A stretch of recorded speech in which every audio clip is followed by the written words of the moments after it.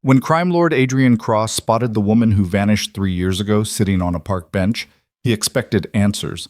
What he got instead shattered every wall he'd ever built. At her feet, two emerald-eyed toddlers played in the autumn leaves, twins who shared his exact dimpled smile, his sharp jawline, his unmistakable features. In one heartbeat, the most dangerous man in New York became the most vulnerable. She'd run, she'd hidden his children, and now, as their eyes met across the distance, both knew that everything, power, empire, survival itself, was about to change forever. If you're ready to dive into this story of secrets, power, and impossible choices, hit that like button and drop a comment with your city so I can see how far this story travels.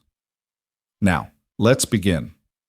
The October wind carried the scent of rain through Central Park, cutting through the carefully maintained gardens with the kind of cold that promised winter wasn't far behind. Adrien Cross walked alone, a rare occurrence for a man whose very name commanded empires and inspired fear across 5 boroughs. His security detail maintained their invisible perimeter 300 yards back, close enough to respond, far enough to grant the illusion of solitude their boss so rarely requested. He'd built this moment into his schedule the way some men carved out time for golf or therapy. Tuesday mornings, weather permitting, belonged to him alone. 2 hours where the weight of running New York's most formidable criminal organization could rest, however briefly, on someone else's shoulders. The irony wasn't lost on him. Most men in his position lived in constant paranoia, surrounded by armed guards, never exposing themselves to the vulnerability of open spaces. But Adrien had learned something his rivals never quite grasped.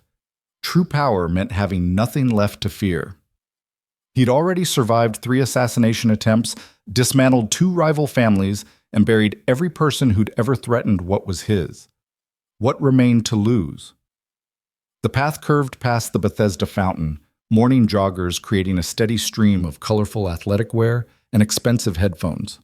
Adrien kept his pace measured, hands in the pockets of his tailored wool coat, his mind already shifting through the afternoon's agenda.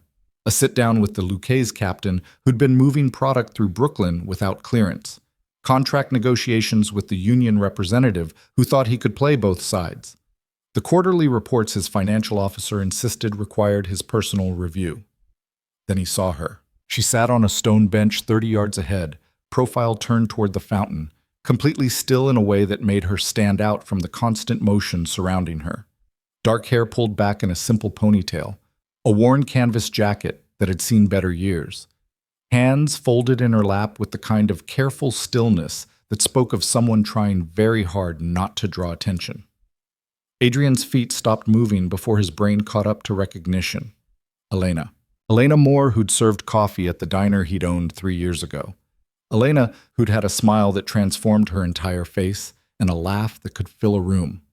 Elena, who'd looked at him like he was just a man, not a monster, not a myth.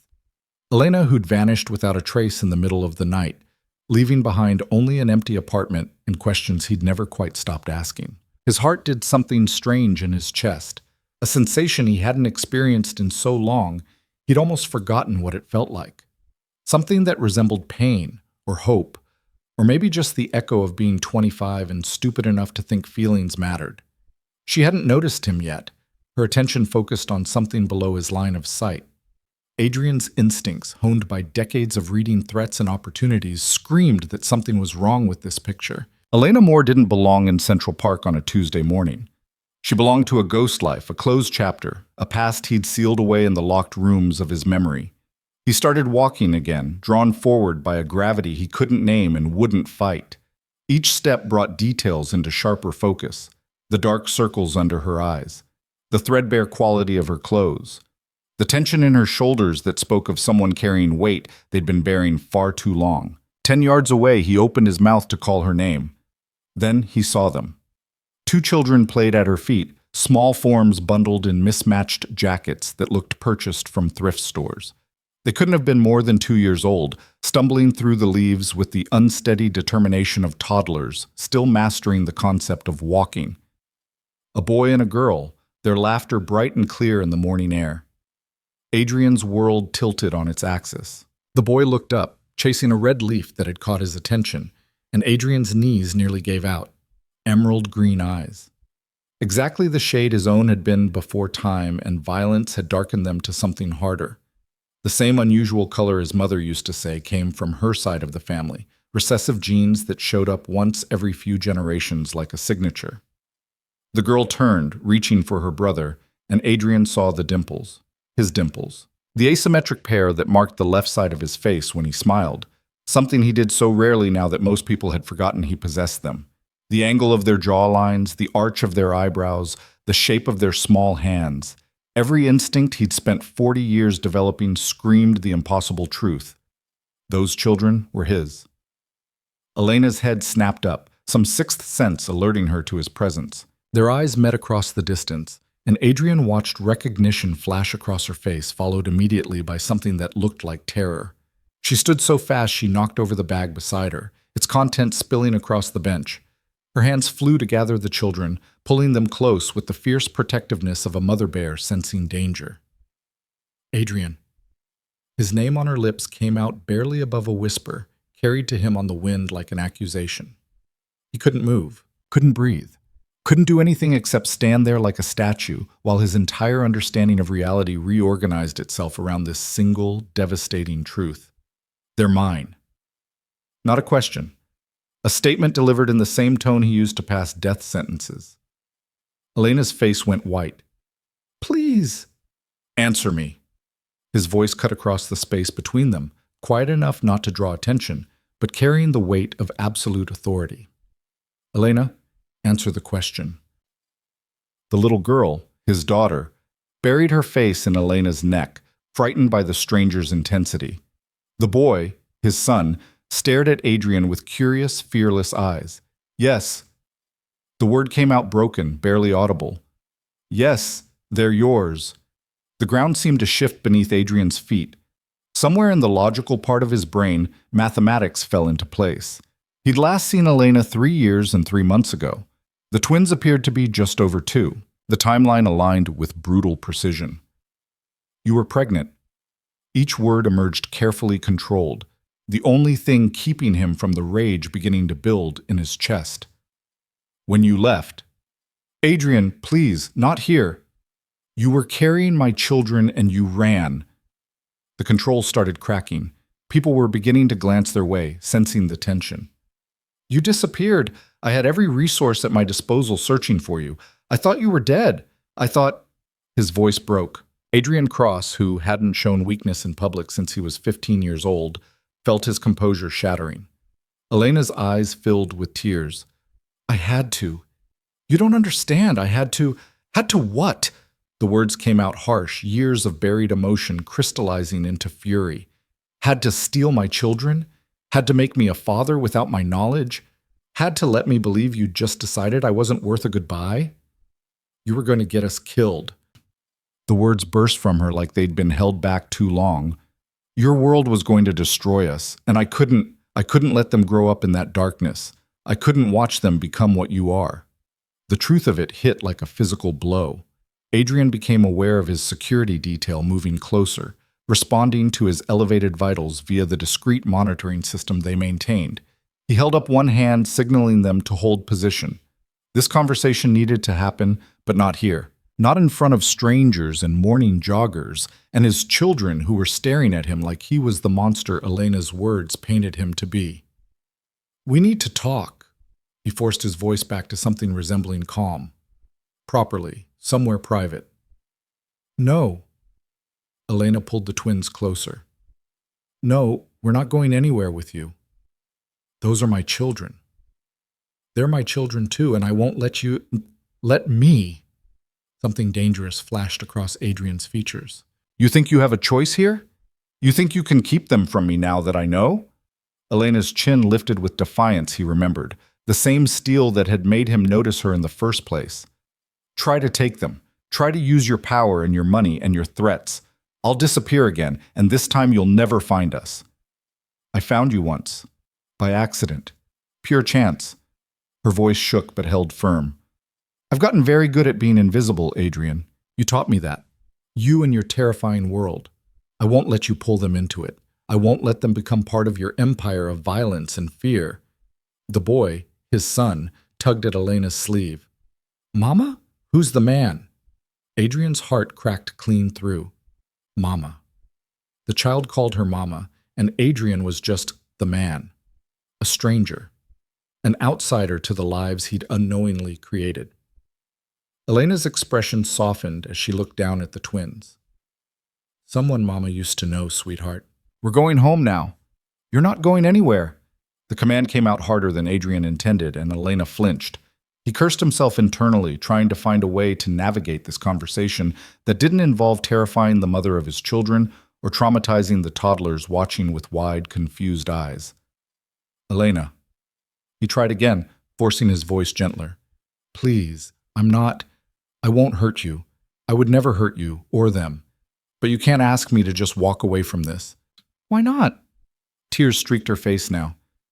You walked away from everything good in your life years ago. You chose this path, Adrien. You chose power over peace, fear over love, control over connection. Why should these children suffer for your choices? They're mine. They're mine too. I'm the one who carried them. I'm the one who stayed up nights when they had fevers. I'm the one who sang them to sleep and taught them to walk and held them when they cried. You have money and power and an empire. You don't need them. Need? The word came out raw. You think this is about need? Adrien ran a hand through his hair, a gesture so uncharacteristically uncertain that his security detail shifted nervously in his peripheral vision. He was losing control of this conversation, losing control of his emotions, losing control of everything that had kept him alive and powerful for 40 years. What are their names? The question seemed to catch Elena off guard. She hesitated, some protective instinct warring with the resignation creeping into her features. Finally, she whispered, Alessia and Marcus. Alessia and Marcus. Adrien repeated the names like they were sacred. His daughter, his son. Two human beings who carried his DNA, his features, his blood, and he'd never even known they existed. The little girl, Alessia, peeked out from Elena's neck, studying Adrien with curiosity beginning to overcome fear. Marcus had already lost interest in the adult drama, returning his attention to the scattered leaves. How old are they? 2 years and 4 months. Adrien did the math again, confirming what he already knew. You found out you were pregnant and ran. I didn't find out until after I left. Elena's voice dropped. I ran because I saw what your world really looked like. I saw the violence. I saw the way your mother looked at me like I was dirt on her shoe. I heard her tell you I was a distraction you needed to eliminate before I became a liability. The memory hit Adrien with unexpected force. His mother. Of course, Victoria Cross, matriarch of the family, had never approved of Elena, had made it crystal clear that a waitress from Queens had no place in their world, no future with her son. She had no right. She had every right. Elena's voice rose before she caught herself, glancing at the twins. She was protecting her family, her empire. I was nobody. A girl who served coffee and couldn't tell Montrachet from Moscato. I didn't belong in your world, and we both knew it. I didn't care about that. You didn't care about anything except yourself. The words exploded from her, years of repressed emotion finally breaking free. You were so wrapped up in proving yourself to your family, building your empire, becoming the feared crime lord everyone bowed to. I was convenient. I was pretty enough to show off and simple enough not to complicate your life. But I wasn't stupid, Adrien. I saw how you looked at me when your mother was around, like you were already planning your exit strategy. The accusation stung because it held truth. He had been building his reputation then, solidifying his position. Elena had been a bright spot in a dark world, but he'd never seriously considered how she fit into his future. Then I left, Elena continued, her voice breaking. And I found out I was pregnant 3 weeks later. I was living in a roach-infested studio in Newark, working 2 jobs, barely eating. And I took that test and saw those 2 lines and I knew I couldn't tell you. Because you'd take them. You'd take my babies and raise them to be like you, cold and powerful and dangerous. You'd teach them that people are either assets or threats, that love is weakness, that family is just another word for empire. That's not fair, isn't it? Elena's tears fell freely now. Look at yourself, Adrien. Look at what you've become. You walk through parks alone because you trust no one. You have armed guards following you everywhere. You probably haven't had a genuine conversation with another human being in years. Is that what you want for them? Is that the life you'd choose for Alessia and Marcus? Adrien opened his mouth to argue and found he had no words. Because she was right. His life was violence and strategy and constant calculation. His world was one where showing emotion got you killed and trusting the wrong person ended with a bullet. But they were his children. What's their full names? He asked quietly. Elena hesitated. Alicia Rose Bennett and Marcus James Bennett. Bennett. My grandmother's maiden name. I couldn't use more. You would have found us. Smart. Elena had always been smarter than people gave her credit for. Where do you live? I'm not telling you that. Elena. No. She gathered the twins, preparing to leave. I won't make it easy for you to destroy their lives. If you want to fight me, you'll have to use every resource you have. You'll have to hunt us down like you hunt your enemies. And maybe, in doing that, you'll prove exactly why I was right to run. She turned away, Marcus in her arms, Alessia clutching her leg. Adrien's mind raced through options. He could have them followed, could have his people track their movements, identify their home, compile a complete dossier within hours, could use every tool at his disposal to take what was his by blood and right, could become exactly the monster she'd accused him of being. Wait. Elena stopped but didn't turn around. Please, Adrien added, the word foreign on his tongue. Please don't run again. Give me time to process this, to figure out what comes next. I won't force anything today. I won't send people after you. Just don't disappear. She looked back over her shoulder, suspicion and hope warring on her face. Why should I believe you? Because those children deserve better than parents who are enemies. The words came from someplace deep, someplace he'd thought he'd buried years ago. Because whatever I am, whatever I've become, I don't want them to grow up in a war zone. And because you loved me once, or I'd like to think you did, and maybe that person I was with you isn't completely dead. Elena's expression crumbled. The person you were with me was a lie, Adrien, a fantasy you played at being between business deals and territory disputes. The real you is the man everyone fears. The real you has blood on his hands and ice in his veins. Maybe, Adrien met her eyes, but the real me is also their father, and I'm asking you, as their mother, to give me a chance to figure out what that means. Silence stretched between them, filled only by the sound of children's laughter from other families scattered through the park. Normal families. Families without crime empires and dangerous secrets. One phone call, Elena finally said. I'll give you a number where you can reach me, but you don't get their address. You don't get to know where we live. You don't get access to them until I decide if you're safe. I would never hurt them. I know that. Her voice softened. You'd die before you'd let anyone harm them. But sometimes the danger isn't what you do to them, Adrien. Sometimes it's what they'd become because of you. She pulled out a phone, an old model, probably a burner, and rattled off a number. Adrien committed it to memory instantly, his mind automatically filing it alongside the thousands of other crucial details he maintained. I'll call you tomorrow, he said. We need to discuss logistics, support, their future. Their future is with me. Their future involves me, whether you like it or not. Some of the steel returned to Adrien's voice. I'm not asking permission to be their father, Elena. I'm trying to be civilized about how we navigate this situation. But make no mistake, those children are mine, and I will be part of their lives. The only question is whether we do this cooperatively or through lawyers and courts and battles that will hurt them far more than anything else. Elena's jaw tightened. Don't threaten me. I'm not threatening. I'm stating facts. Adrien's expression hardened. You made choices 3 years ago that I can't undo. You robbed me of their first words, their first steps, every milestone and moment that I'll never get back. I'm trying very hard not to be angry about that, but you don't get to compound the damage by pretending you have total control here. I have every right. You have rights. I have rights. They have rights. Adrien gestured to the twins, both watching the adults with confused concern. And right now, we're scaring them. So let's table this discussion for tomorrow, when we can talk rationally about what comes next. Elena looked down at Alessia and Marcus, seeing the tension they'd absorbed. Her shoulders slumped in defeat. Tomorrow. But Adrien, if you try to take them, if you try to use your power to force this, I know you'll disappear. Adrien's voice gentled. I'm not going to take them. I'm just asking to know them. He watched as she gathered the children and their scattered belongings, preparing to leave. Marcus waved at him, an innocent, friendly gesture from a child who had no idea he'd just met his father. Adrien's heart constricted. Elena, she paused.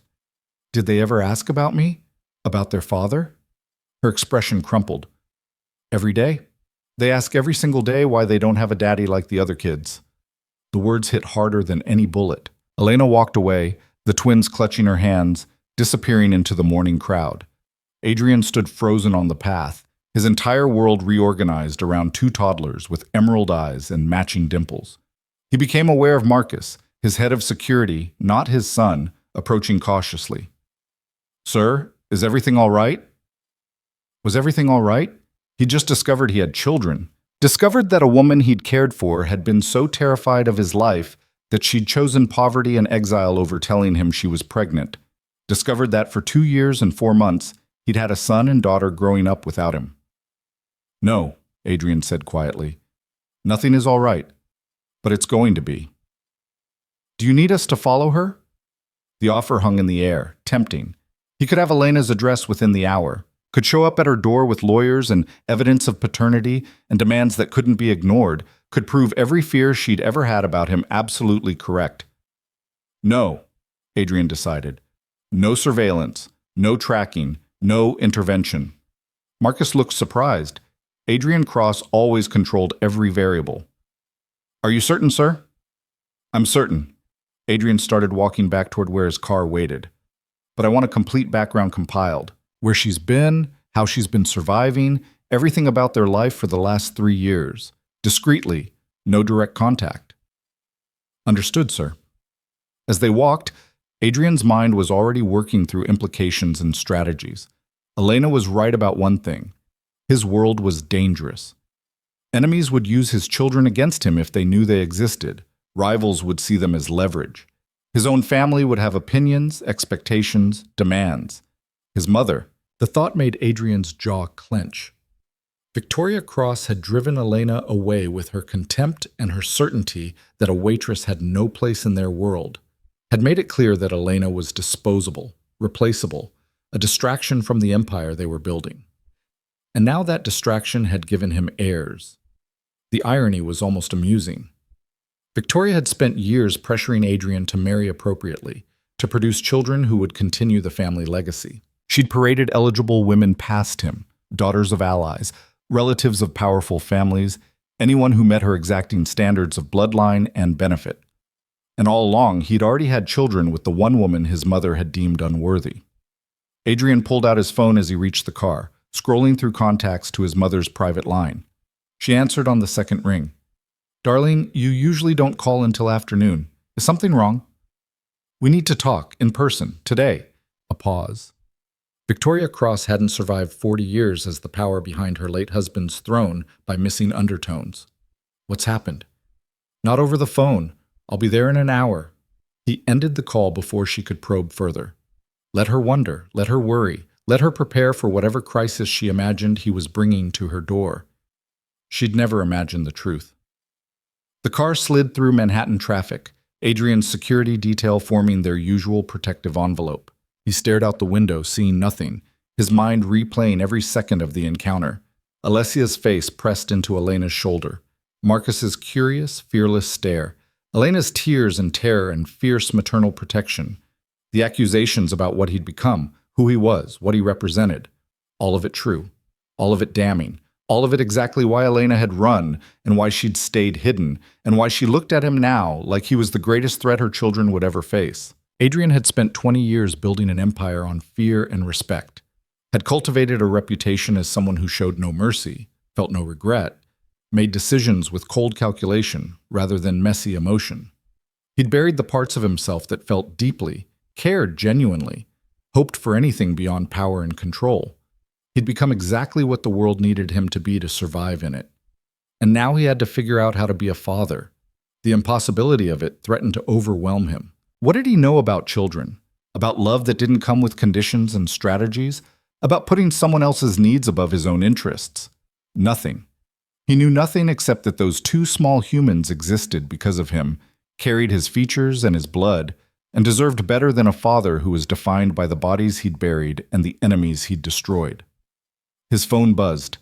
Marcus's name appeared, his security chief, handling the background research he'd requested. "Talk to me." "Preliminary information, sir.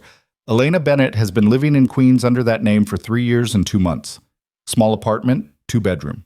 She works as a night shift nurse at a community clinic and picks up administrative work during the day while the twins are at a subsidized daycare. No credit cards, no significant assets, no criminal record. She's been completely off-grid except for minimal documentation required for employment and the children's birth certificates." Adrien absorbed this, each detail a small knife wound. Elena working 2 jobs, living in Queens, probably somewhere rough if she could afford it on those wages. Subsidized daycare, meaning she qualified for poverty assistance. The mother of his children qualified for poverty assistance. Financial situation? Month to month, sir. She's surviving but not thriving. Medical bills from the births are still in collection. She's 3 months behind on rent. Adrien's hands clenched. Anything else?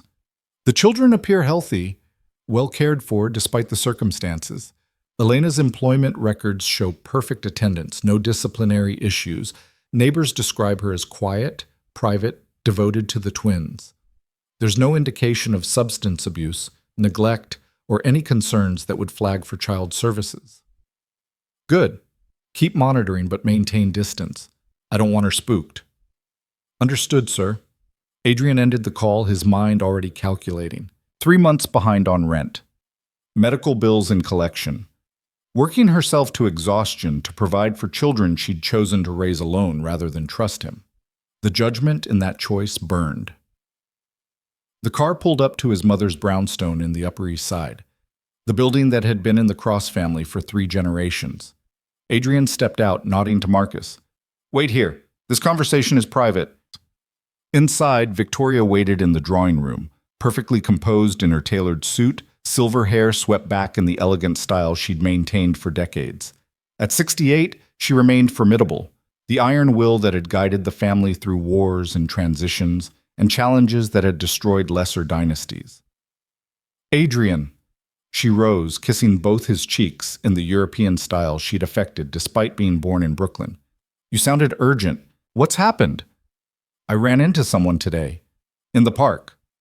And this requires a private emergency meeting." It does when that someone is Elena Moore. He watched the recognition flash across his mother's features, quickly suppressed. "That girl you were seeing? The waitress? I thought she'd left town years ago." "She did." Adrien poured himself a scotch from the crystal decanter on the sidebar. "She left because she was pregnant with twins, my twins." The color drained from Victoria's face, a rare sight that gave Adrien no satisfaction. "That's... Are you certain they're yours?"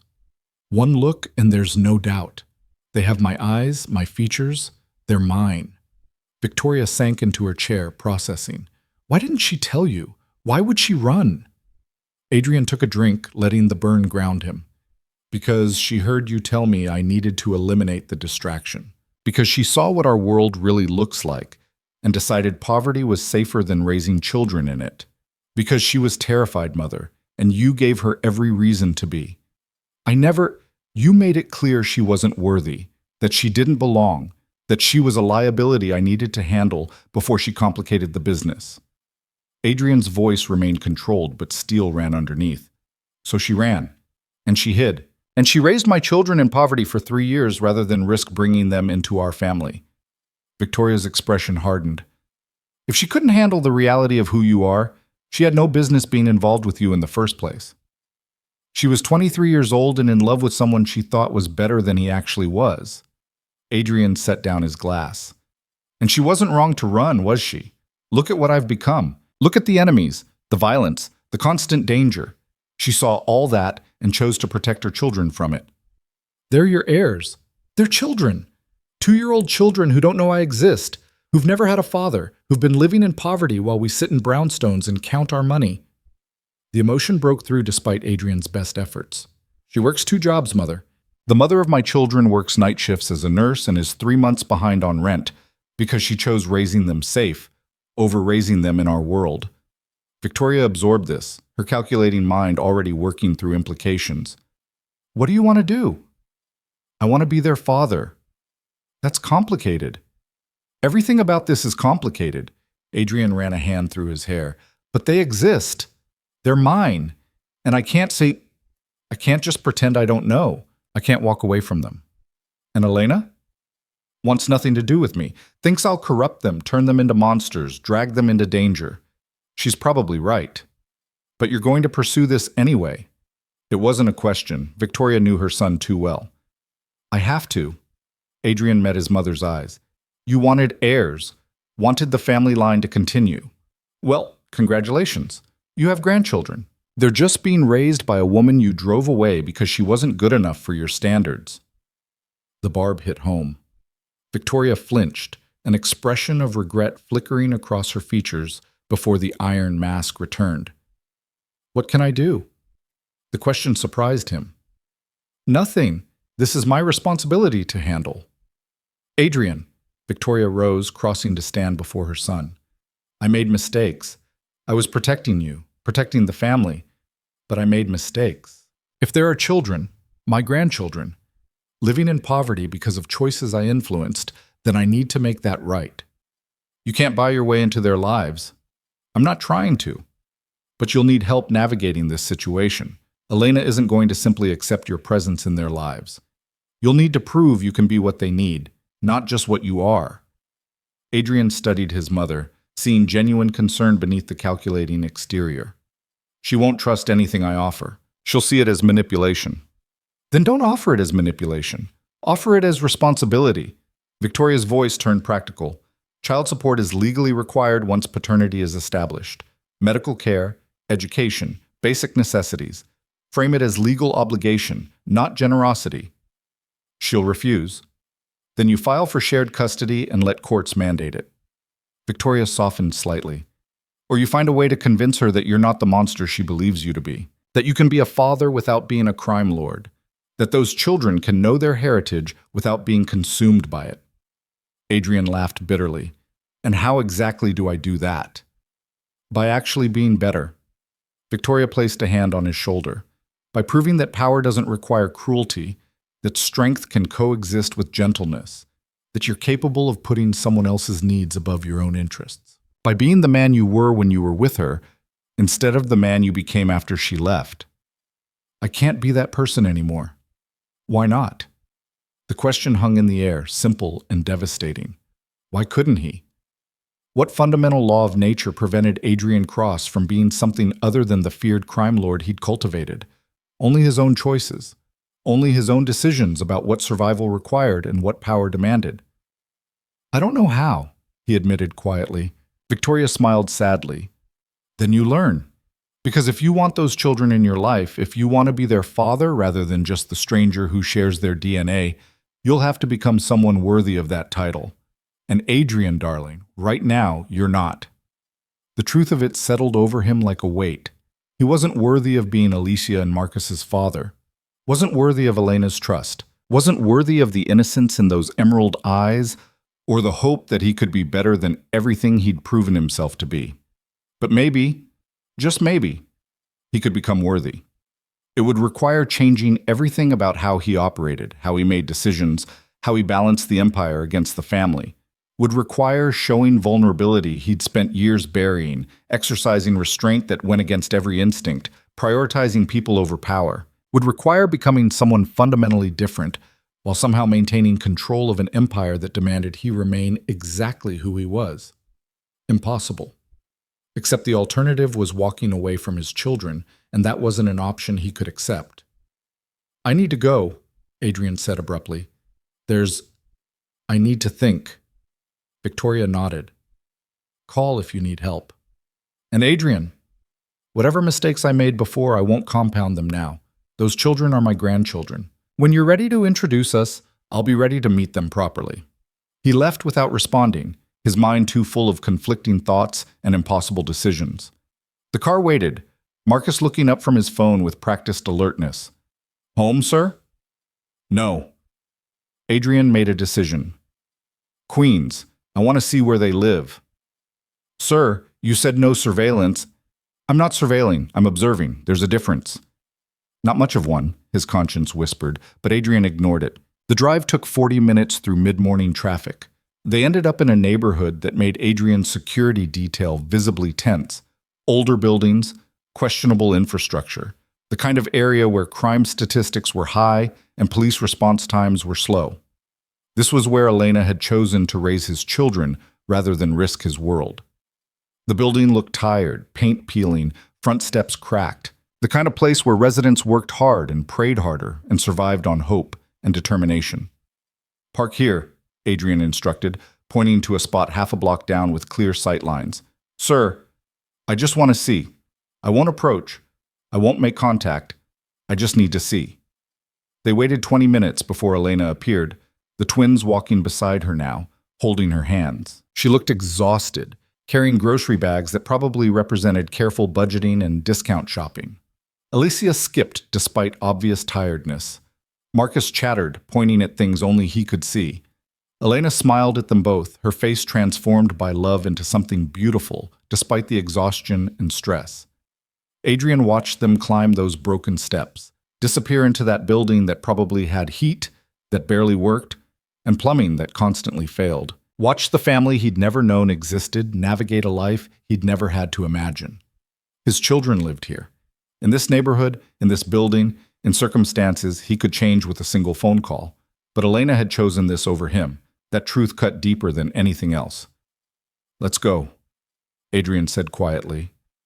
The car pulled away, leaving behind the building where his children slept, ate, played, existed without him. Adrien stared out the window, his mind working through strategies and options and approaches.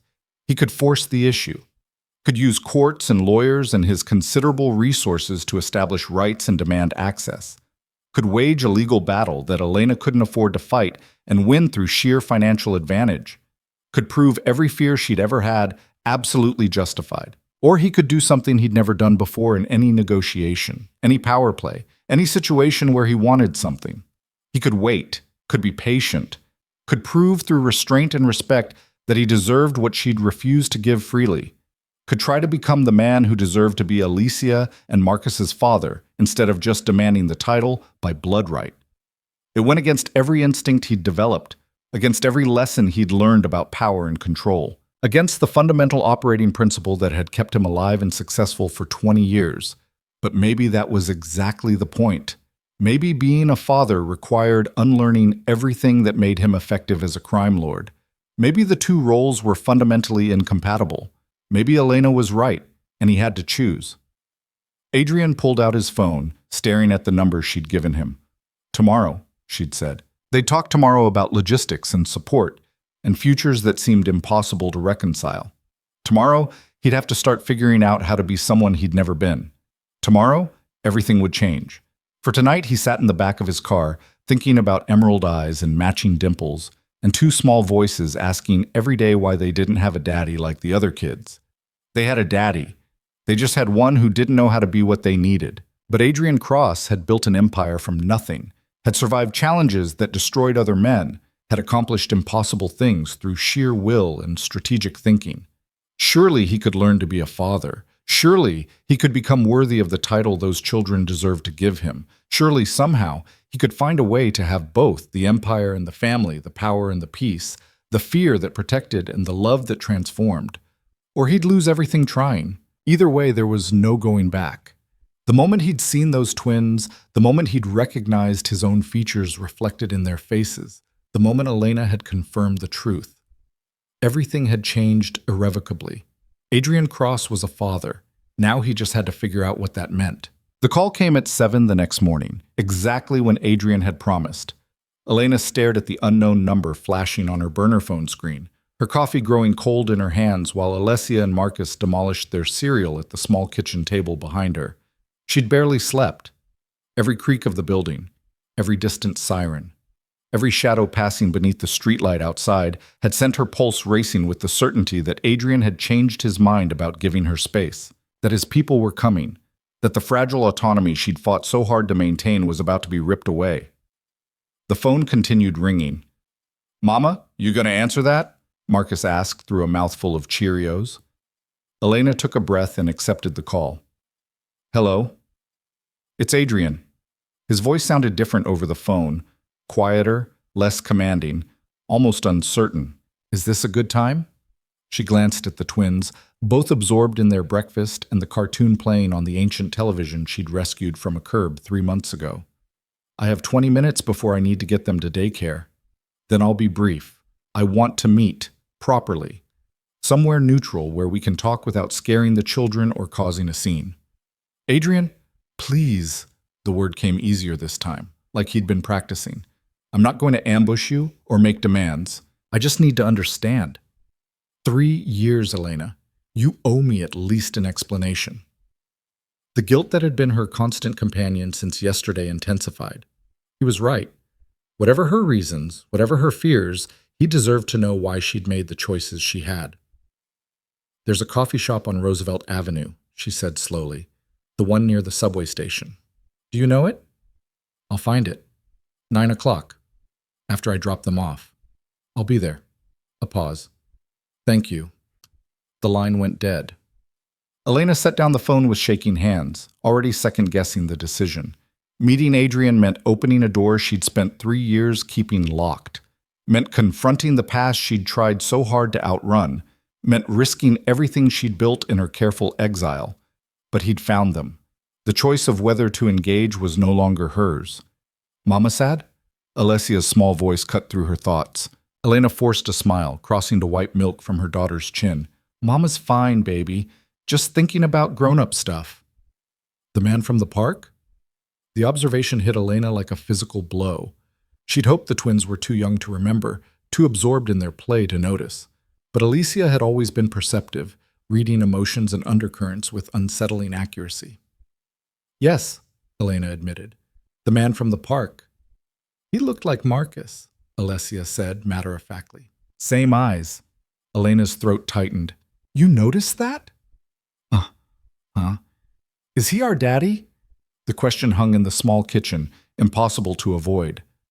Elena had prepared for this conversation abstractly, knowing it would come eventually.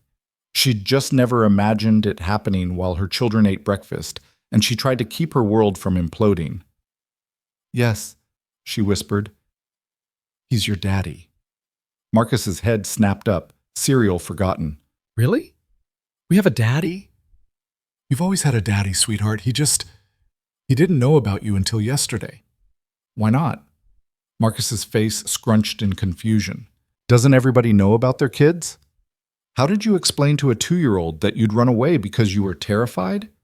That you'd chosen poverty over the chance your children might grow up to be monsters? That sometimes love meant protection and protection meant distance? It's complicated, Elena said, the inadequate words all she could offer. But now he knows, and he wants to meet you properly. When? Alessia's eyes lit up with excitement that broke Elena's heart. Soon, baby. But Mama needs to talk to him first, okay? Grown-up talk. About us? About lots of things. Elena gathered their dishes, needing movement to process the surreal turn her morning had taken.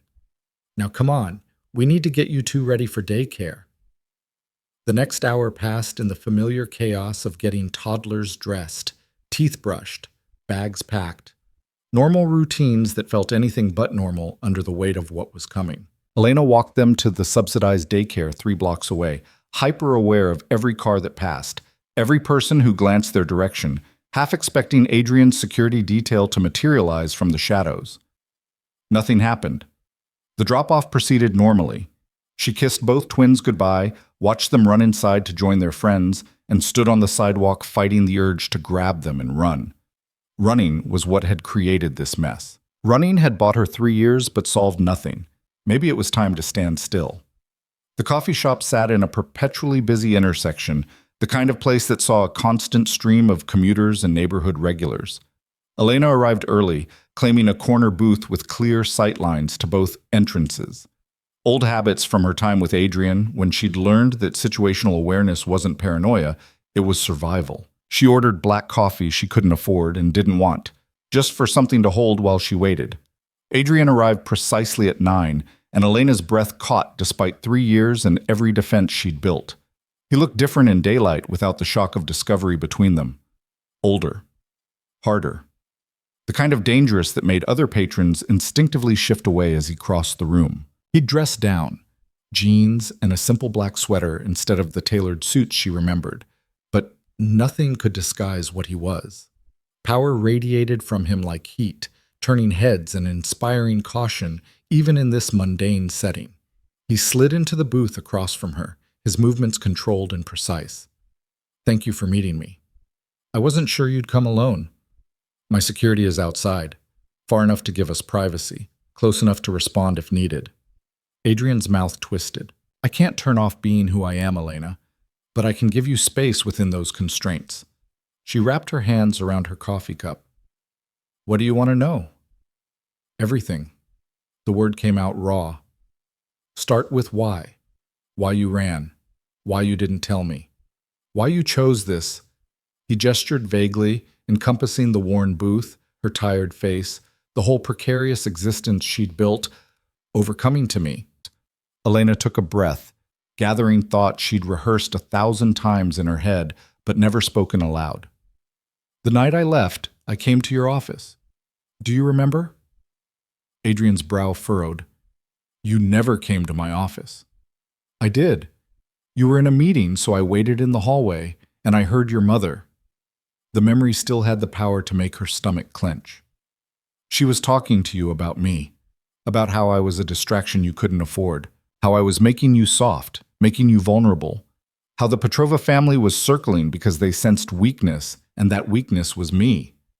Understanding flickered across Adrien's features.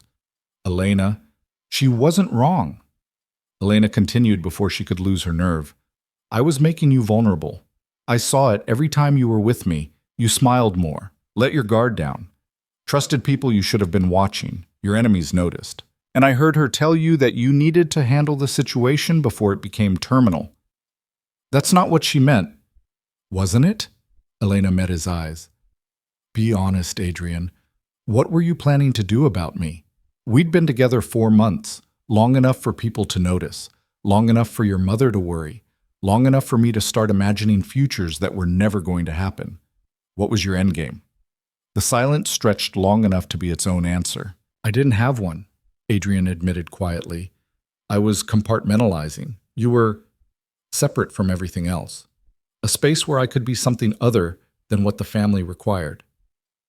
I was an escape fantasy. You were real, the only real thing in my life, but not real enough to actually integrate into your world." Elena's voice stayed steady despite the pain. "Not real enough to defend when your mother questioned my place. Not real enough to choose over the empire." Adrien's jaw clenched. "That's not fair.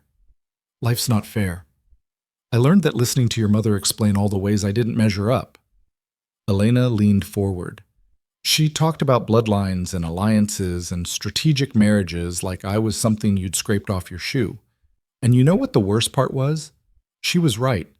I was a waitress from Queens with community college credits and dreams that didn't extend past maybe managing my own diner someday. I had no business being with you. I never cared about any of that. You cared about your family's approval. You cared about building your reputation. You cared about proving yourself worthy of leading the empire." Elena's voice cracked. "And I cared about you enough to know that I was standing in the way of everything you actually wanted. So you ran. So I left. Before you had to make the choice, before your mother forced your hand, before I became the liability that got you killed." Elena swiped at tears she hadn't meant to shed. "I packed a bag that night and took a bus to Newark. Found a cash-under-the-table cleaning job in a room in a boarding house. Changed my name. Disappeared." Adrien absorbed this, something that looked like grief crossing his features. "And the pregnancy?" 3 weeks later. I was late and nauseous and exhausted, and I took a test in a gas station bathroom. The memory still felt surreal. 2 lines, positive. And I sat on that disgusting floor and cried because I was alone and terrified and so completely unprepared for what that meant. "You could have told me." "Could I?" Elena challenged.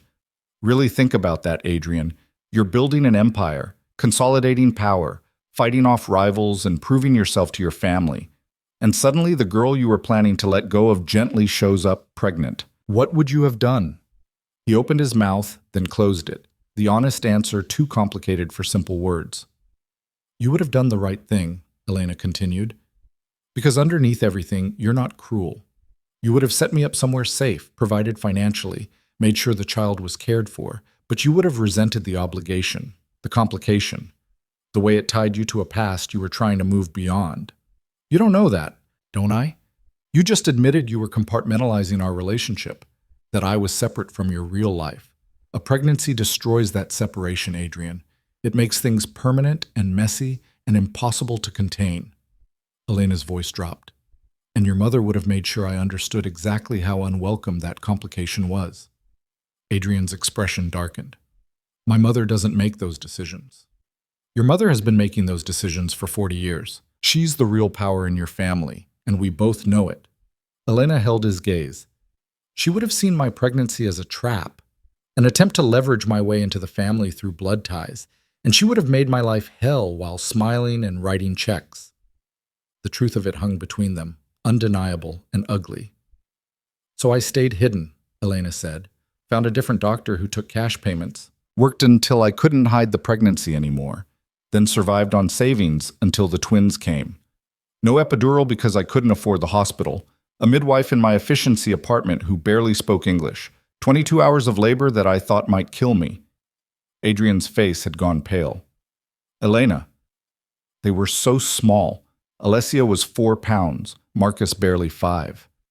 The midwife said they needed NICU care, but that meant hospitals and records and questions I couldn't answer. So I kept them in my apartment for 3 weeks, barely sleeping, terrified every time they cried that something was wrong. The memories poured out now, 3 years of silence breaking.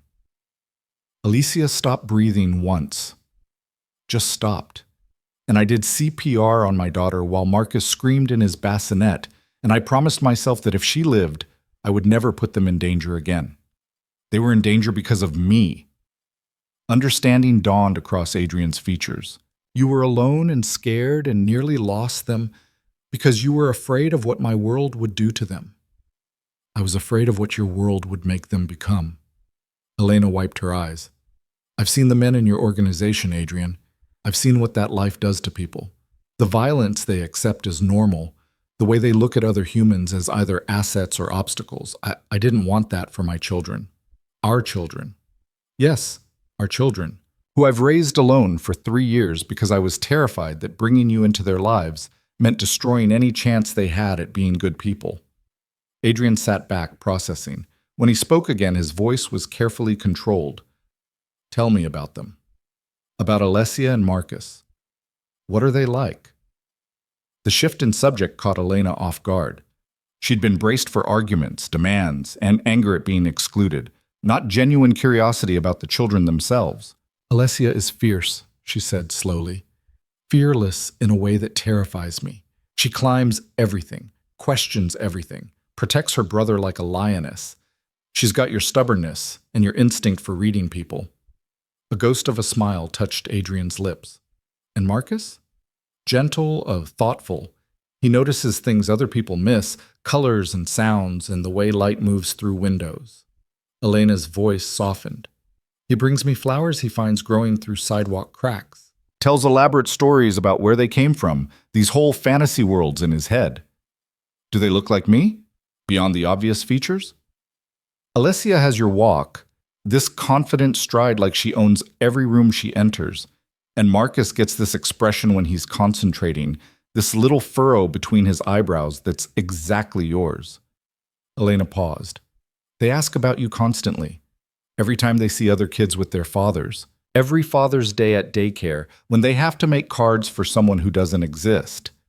Every birthday, when I have to explain why only Mama is celebrating with them. Adrien's composure cracked. What do you tell them? That their daddy loves them very much but can't be with us right now. That it's complicated and not their fault.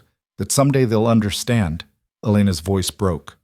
I lie to them every single day because the truth, that I kept them from you because I was scared, makes me the villain. You're not the villain. You're the one who's been protecting them. From you, from their own father. Elena met his eyes. How is that not villainous? Because you were right. The admission seemed to cost Adrien something. Everything you feared about my world, about what they might become, about the danger they'd face, you were right. I am dangerous. My life is violence and strategy and constant threat. Your instinct to keep them away from that was sound. Then why are we having this conversation? If I was right, if your world is everything I feared, why not just walk away? Let them grow up safe and ignorant. Adrien leaned forward, intensity radiating from him. Because they're mine. Because every instinct I have that makes me dangerous in business also makes me incapable of abandoning my own children. Because 3 years ago, I might have let you go to protect what we had. But now? He shook his head. Now I know they exist, and walking away isn't an option I can accept. Even if staying in their lives puts them at risk, I'll eliminate the risk. Elena laughed bitterly. You can't eliminate what you are, Adrien. The risk is inherent. It's in your DNA, your choices, your empire. You can't protect them from yourself. Then I'll change.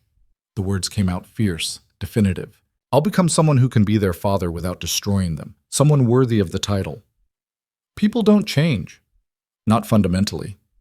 People change when they have sufficient motivation. Adrien's gaze locked with hers. And I've never been more motivated than I am right now. Those children deserve a father, not a stranger who sends money, not a distant figure who exists only in explanations and excuses. An actual father who knows their favorite foods and reads them bedtime stories and shows up to their school events. You don't know the first thing about being a father. No, but I know how to learn, how to adapt, how to become whatever a situation requires. Adrien's voice gentled. I built an empire from nothing, Elena. Surely I can learn to be a decent parent. Parenting isn't a hostile takeover. You can't strategize your way into their hearts. I know that, but I can show up. Consistently, patiently. I can prove through actions rather than words that I'm trustworthy, that I can be gentle, that I'm capable of putting their needs above my own interests. Elena wanted to believe him, wanted to think that the man sitting across from her could transform into someone safe, someone good, someone worthy of Alicia and Marcus's love and trust. But she'd learned the hard way that wanting didn't make things true. What are you proposing? She asked carefully. Supervised visits. Here, in public places, wherever you're comfortable. Let me spend time with them while you're present. Let them get to know me gradually. No pressure, no demands, just presence. And if they don't like you, if they're scared of you, pain flashed across Adrien's features. Then I'll work harder to earn their trust. But Elena, I saw how they looked at me yesterday. Curious, not frightened. They don't know enough to be afraid yet. That's exactly what worries me. They're too young to understand danger, which is why you'll be there. Every interaction, every visit, you're the final authority. The moment you think I'm crossing a line or they're uncomfortable, we stop. Adrien paused. I'm not trying to take them from you. I'm asking to be included in their lives. Elena studied him, searching for manipulation or hidden agenda. All she found was exhaustion and genuine pleading that looked foreign on Adrien Cross's face. 1 hour, she said finally. This Saturday. The children's section of the public library. You can read to them, play with them, whatever. But I'm there the entire time, and when I say it's over, it's over. Relief flooded Adrien's expression. Thank you. Don't thank me yet. They're 2-year-olds. They're unpredictable and honest, and if you're not what they need, they'll let you know immediately. I can handle honest. Can you? Elena challenged.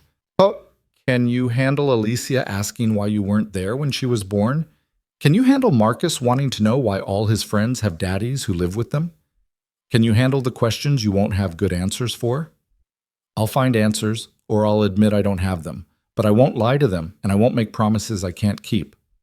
Elena nodded slowly, feeling the first crack in the walls she'd built. There are conditions. Name them. No gifts. No expensive toys or clothes or anything that makes this about money. If you want their affection, earn it through presence, not presents. Agreed. No business talk, no phone calls about territory or deals or whatever empire management requires. When you're with them, you're just Adrien, not the crime lord, not the feared leader, just a man spending time with his children. Agreed. And Adrien? Elena's voice hardened. If I ever see you put them in danger, if your world touches them in any way that threatens their safety, I will disappear so completely you'll never find us again. Resources or not, I'll become a ghost." "Understood." Adrien met her eyes. "But I swear to you, Elena, I will burn my entire empire to the ground before I let anything happen to them. They are the line. The absolute non-negotiable line that nothing and no one crosses." The conviction in his voice sent shivers down her spine. She'd seen Adrien make threats before, deliver promises of violence with cold certainty. But this was different. This was primal, visceral, the kind of protective fury that recognized no limits or consequences. This was a father defending his children before he'd even truly met them. "Saturday," Elena repeated. 10 in the morning, children's section. Don't be late." "I'll be early." Adrien stood, then hesitated. "Elena, for what it's worth, I'm sorry. Sorry that my world was so frightening you felt you had to run. Sorry that my mother made you feel worthless.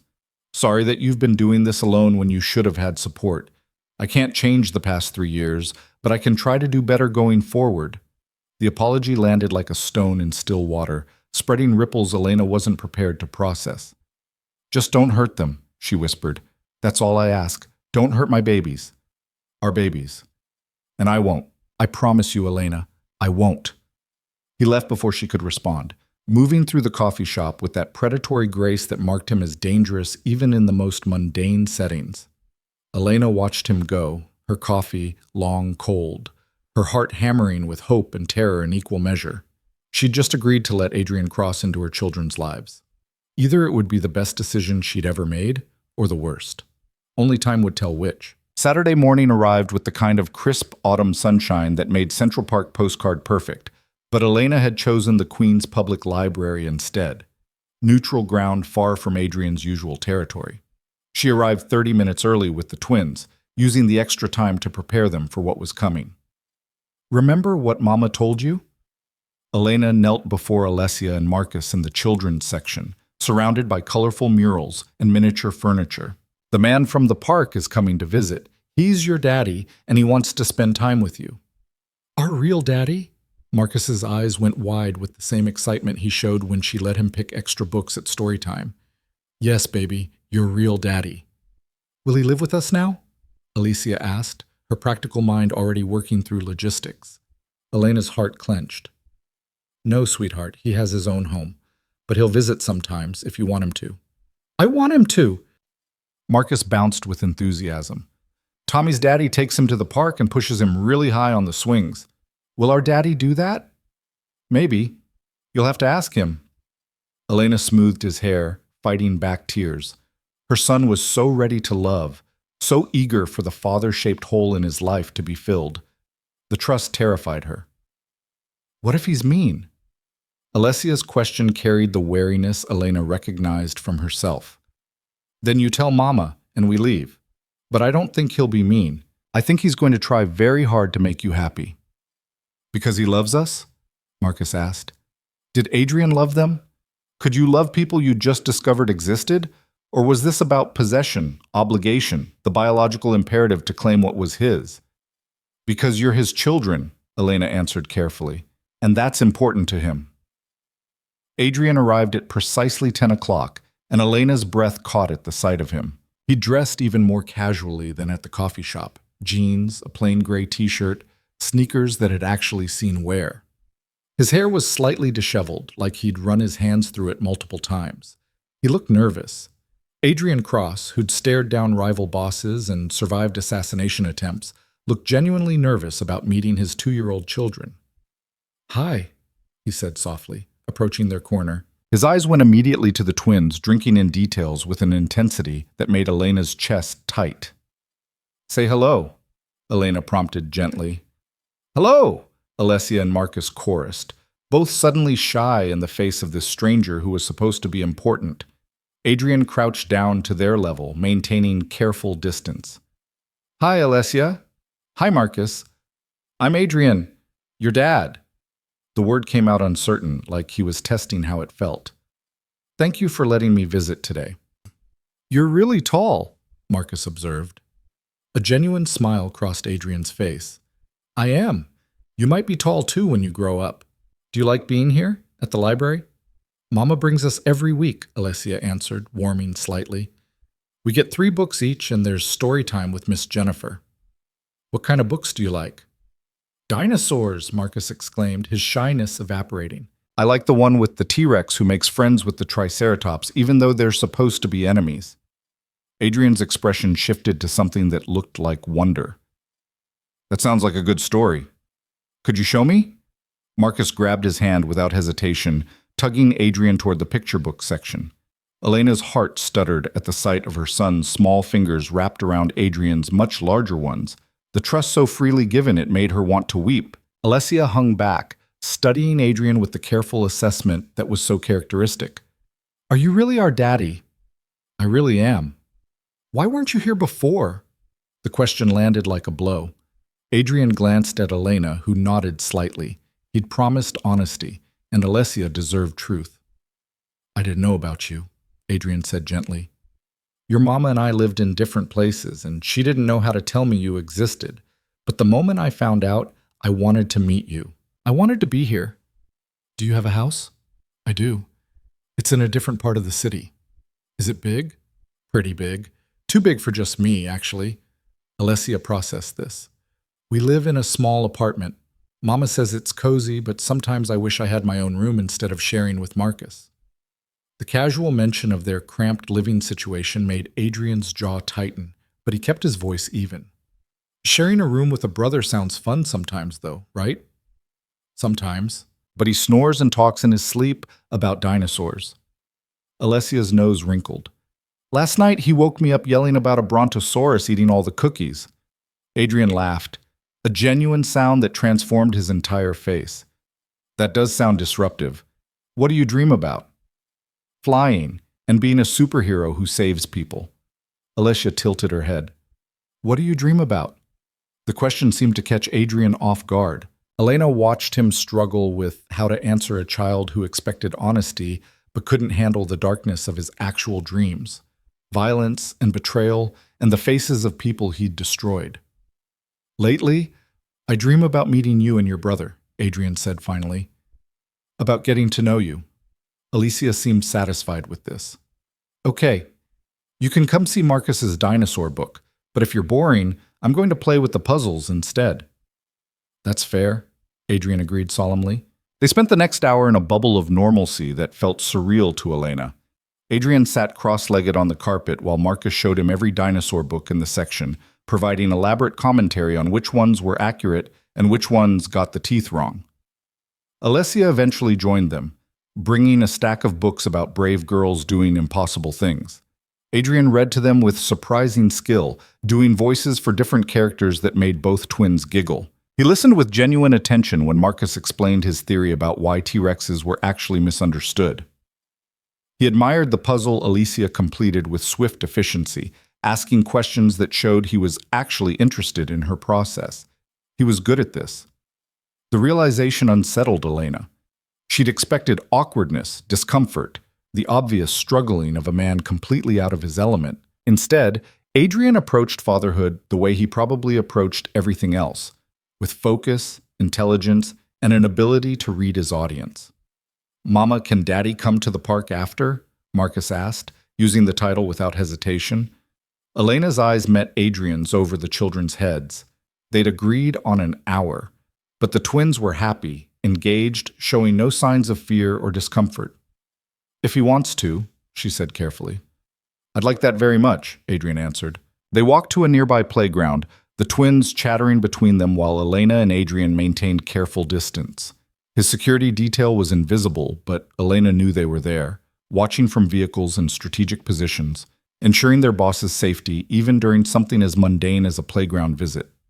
The reminder of what Adrien was, what he represented, sent ice through Elena's veins. This moment of normalcy was an illusion, a bubble that could pop at any moment when reality intruded. Marcus ran immediately to the swings. Push me! Push me really high like Tommy's daddy does! Adrien looked to Elena for permission. She nodded, her throat tight with emotion as she watched him position himself behind Marcus's swing, giving careful pushes that sent her son higher with each arc. Higher! Marcus shrieked with joy. I'm flying! Not too high, Elena called out, maternal instinct overriding everything. I've got him, Adrien assured her, and something in his voice made her believe it.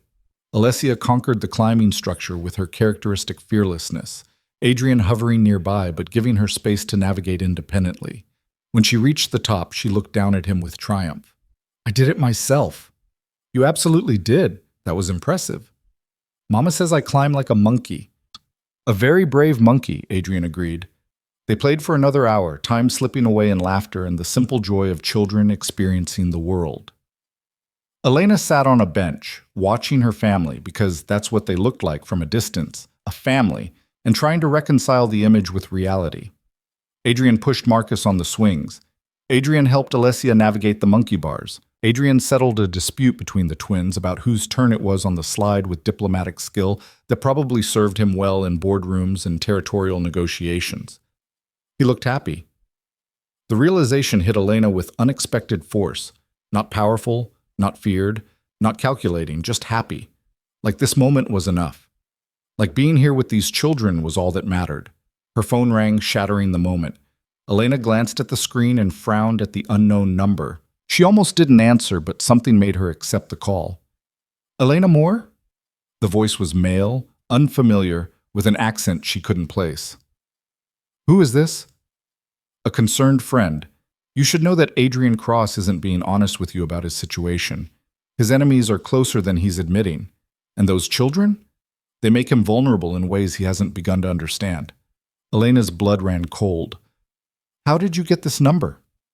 The same way we found out about the twins. Nothing stays hidden forever, Miss Moore. Not even children he tried to keep secret.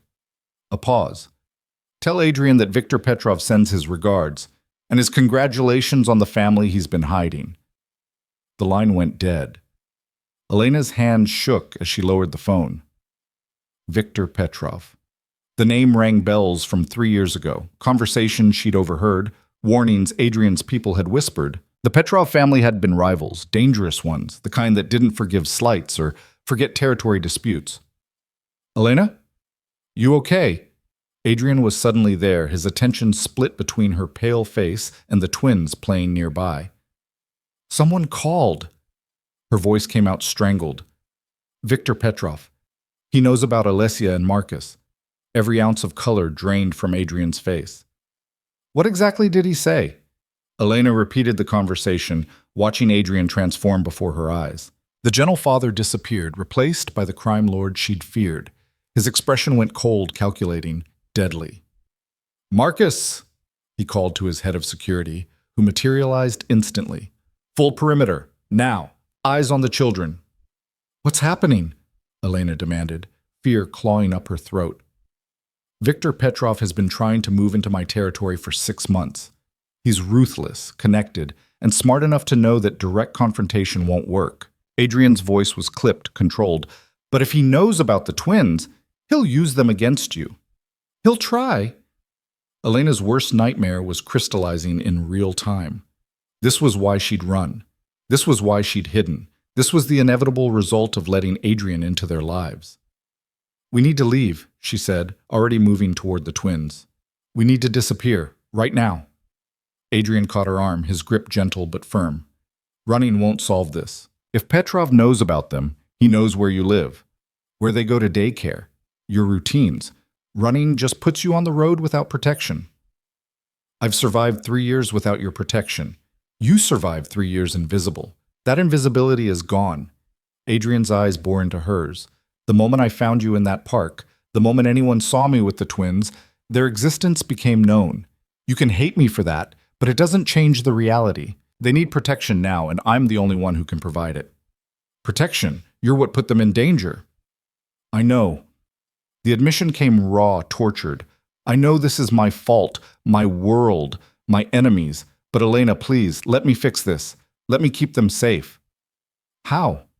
By what? Surrounding them with armed guards? Teaching them to live in fear?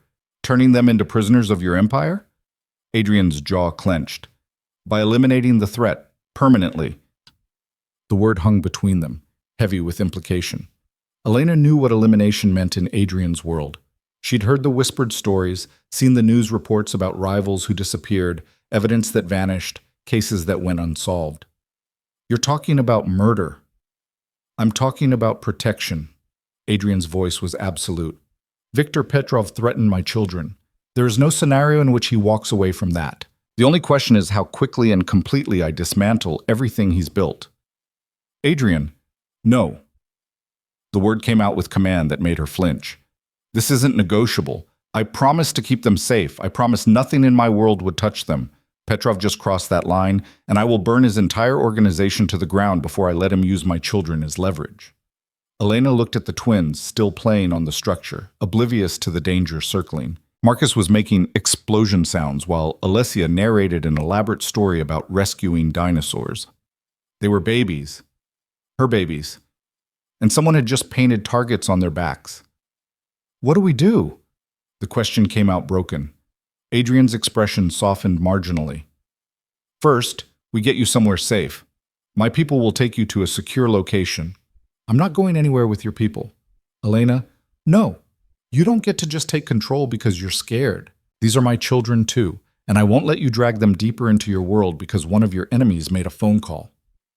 That phone call was a threat, a direct threat against our children's lives. Adrien's control was fracturing. I understand you're frightened. I understand you don't trust me or my world. But right now, in this moment, your options are limited. Either you accept my protection voluntarily, or Petrov makes his move and we all suffer the consequences. You're asking me to choose between different types of danger, your protection or his threat. I'm asking you to choose the option where your children survive. Adrien's voice dropped. Please, Elena. I know I've given you no reason to trust me. I know my world is exactly what you feared. But I swear on everything I am, I will keep them safe. Whatever it costs. Whatever I have to sacrifice. They are the line, and Petrov just crossed it. Elena looked between Adrien and the twins, her mind racing through impossible options. Run and risk Petrov finding them without protection. Stay and let Adrien pull them into the violence she'd spent 3 years avoiding.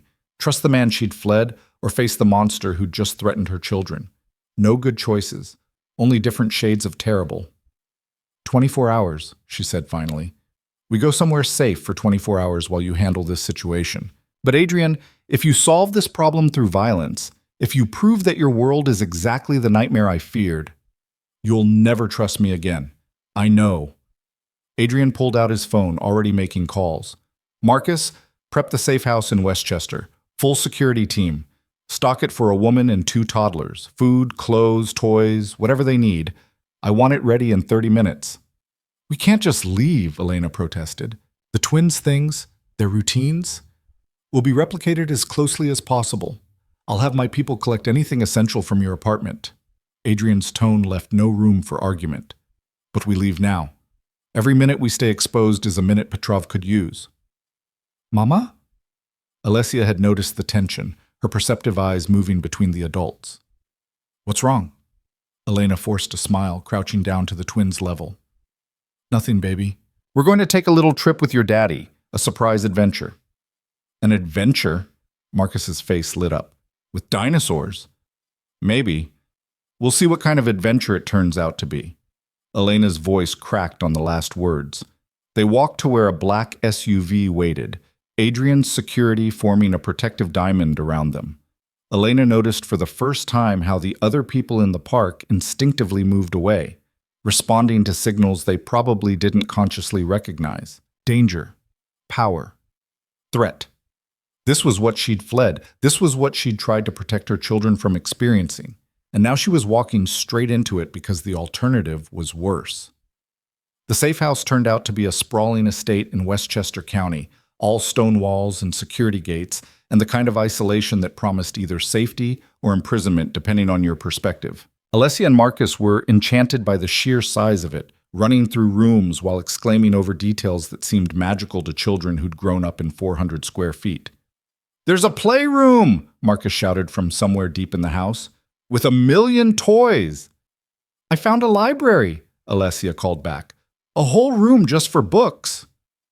Elena stood in the massive living room, feeling displaced and terrified. Adrien spoke quietly with his security chief near the entrance, their body language tense with the kind of planning that preceded violence. The twins will be safe here, Adrien said, approaching her after the consultation ended. Full security detail, surveillance on all approaches, safe room in the basement if needed. Nothing gets through.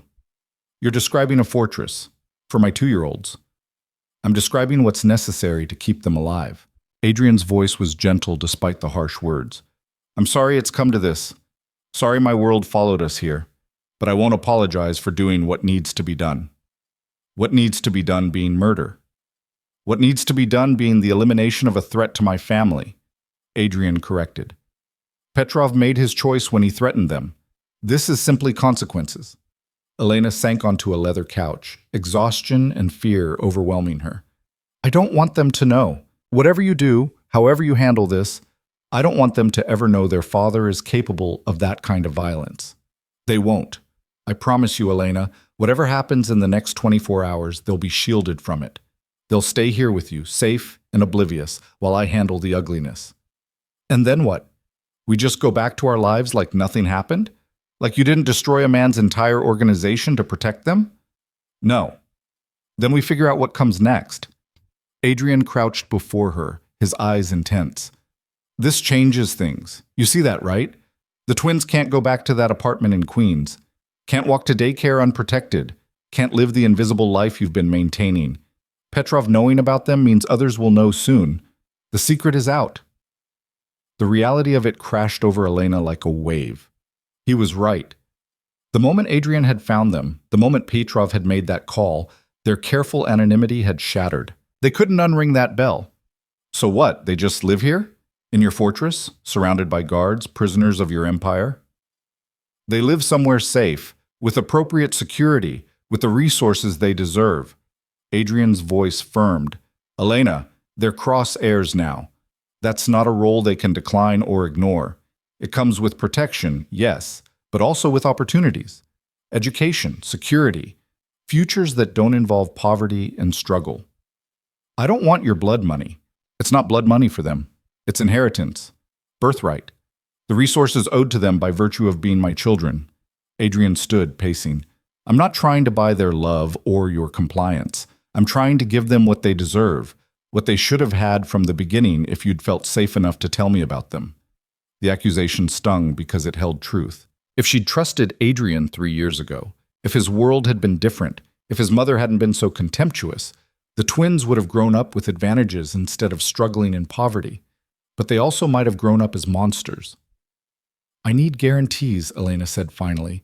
If I accept this, if I let you move us somewhere safer and provide security, I need guarantees that you won't try to control us. That you won't use your power to override my parenting decisions or turn them into copies of you. You have my word. Your word isn't enough. I need legal protection. Formal agreements that specify my rights as their mother, your rights as their father, and the boundaries neither of us can cross. Adrien nodded slowly. I'll have my lawyers draft something, whatever makes you feel secure. But Elena, understand, this isn't about control. This is about protection, about ensuring that what happened today, that phone call from Petrov, never happens again because the threat no longer exists. You're really going to kill him. I'm really going to eliminate the threat he represents, however that needs to happen. Adrien's expression was absolute. I told you, they are the line, and anyone who crosses it pays the price. Petrov chose to cross it. These are simply consequences. Elena wanted to argue morality, wanted to find some middle ground between Adrien's black and white certainty and her own desperate hope that violence wasn't the only answer, but exhaustion and fear and the weight of impossible choices silenced her protests. 24 hours, she repeated. Handle this however you need to. Then we talk about what comes next. Agreed. Adrien pulled out his phone again. I need to go. The longer I wait, the more time Petrov has to make his move. Marcus will stay here with the full security team. You need anything at all, you tell them, and it happens. Adrien. Elena caught his arm as he turned to leave. Don't die. Whatever you're planning, whatever confrontation you're walking into, don't die. They just met you. They can't lose you already. Something vulnerable flashed across Adrien's face. I won't. I have too much to live for now. He left before she could respond, moving with the predatory grace that marked him as dangerous, even in expensive clothes. Elena watched through the window as his car disappeared down the long driveway, carrying him toward violence she could only imagine. Alessia appeared at her side, slipping a small hand into hers. "Where did Daddy go?" "To handle some grown-up business, baby." "Will he come back?" The question held layers Alicia couldn't possibly understand. Would he come back? Or would Viktor Petrov prove stronger, smarter, more ruthless? Would Adrien's promise to protect them result in his own death, leaving Elena to explain to 2-year-olds that their father had died fighting to keep them safe? "Yes," Elena said, making it a promise she had no power to keep. "He'll come back." "Good." Alicia squeezed her hand. "I like him. He's nice and he does funny voices when he reads." Elena's throat tightened. "He is nice, isn't he?" "Marcus thinks so too. He says we're lucky to have a daddy, finally." Lucky. Her son thought they were lucky to have discovered the father whose very existence had just painted targets on their backs. Lucky to have a connection to a world of violence and power and impossible moral compromises. Maybe they were. Maybe having Adrien's protection, his resources, his fierce devotion was worth the danger it brought. Or maybe Elena had just made the worst mistake of her life by staying instead of running. Only time would tell which. She gathered both twins close, holding them tight while outside the fortress walls. Their father went to war. The call came at 3 in the morning. Elena jolted awake in the unfamiliar bedroom of the safe house, her heart hammering as she fumbled for the phone on the nightstand. The twins slept peacefully in the adjoining room, their breathing audible through the baby monitor Adrien's people had provided. "Hello?" Her voice came out hoarse with fear and interrupted sleep. "It's done." Adrien's voice was flat, emotionless, the tone of a man who just crossed lines he could never uncross. "Petrov is no longer a threat." Elena's stomach churned. What does that mean exactly? It means his organization no longer exists. His financial infrastructure is dismantled. His political connections have been severed. His people have been absorbed into other families or retired permanently from the business. A pause. And Petrov himself is on a plane to Moscow with very clear instructions never to return to American soil. The specifics he wasn't saying screamed louder than his actual words. Elena could imagine what retired permanently meant, could picture the violence required to dismantle an entire criminal organization in less than 24 hours. "You didn't kill him." "I didn't have to. Death would have been easier, actually. But I remembered what you said about not wanting the twins to have a father capable of that kind of violence." Adrien's voice carried exhaustion that went bone deep. "So instead I destroyed everything he built, everyone he trusted, every resource he possessed. I gave him a choice. Leave the country and never return, or face consequences that would make death seem merciful. He chose exile."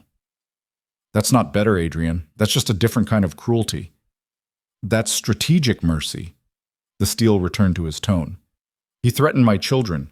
The fact that he's breathing at all is more restraint than I've shown an enemy in 20 years. Don't mistake pragmatism for kindness, Elena. I did what needed to be done to eliminate the threat while honoring your request. That's the best you're going to get." She wanted to argue morality, wanted to find fault with his logic, wanted to maintain the moral high ground she'd been clinging to. But exhaustion and relief and the simple fact that her children were safe made the arguments die in her throat. Are there others, other enemies who might come after them? Always, but none who will make Petrov's mistake now. Word is already spreading about what happens when someone threatens the cross heirs. I made an example that won't be forgotten. Adrien's voice softened marginally. They're safe, Elena. As safe as anyone in my world can be, which means safer than most people, period. When are you coming back? Few hours. I need to tie up some loose ends, make sure the message is clear. But I'll be there before the twins wake up. I promised Marcus I'd read him the dinosaur book again. The casual mention of their son, the easy way Adrien claimed connection and responsibility, sent conflicting emotions through Elena's chest. This was the man who'd just destroyed an organization through methods she didn't want to imagine.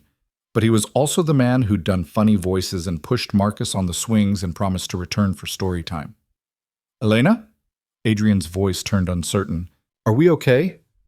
I know this isn't what you wanted, I know you're probably questioning every decision that led here, but I need to know, are we going to be able to move forward from this? Were they? Could she accept this new reality where Adrien was part of their lives, where his protection came with the price of knowing what he was capable of, where her children's safety was purchased with violence she'd never witness but always know existed? I don't know, she admitted honestly, but we're not running, not tonight anyway. That's enough. Relief colored his words. That's more than enough. Get some sleep, Elena. I'll handle everything else. The line went dead. Elena set down the phone and stared at the ceiling, her mind too full of thoughts to even consider sleep. Somewhere in the darkness outside this fortress, Adrien was completing whatever brutality he'd started, ensuring threats were eliminated, making examples, building walls of fear around his children that would keep them safe, but also define their entire existence. This was the life she'd tried to prevent. This was the exact scenario she'd fled to avoid. And yet here she was, accepting it because the alternative, leaving her children unprotected against enemies who now knew they existed, was unthinkable. Morning arrived with weak November sunshine. Elena found herself in the massive kitchen making breakfast from ingredients that hadn't been in the pantry yesterday. Adrien's people had stocked everything, anticipating needs before she'd articulated them. Coffee, exactly how she took it.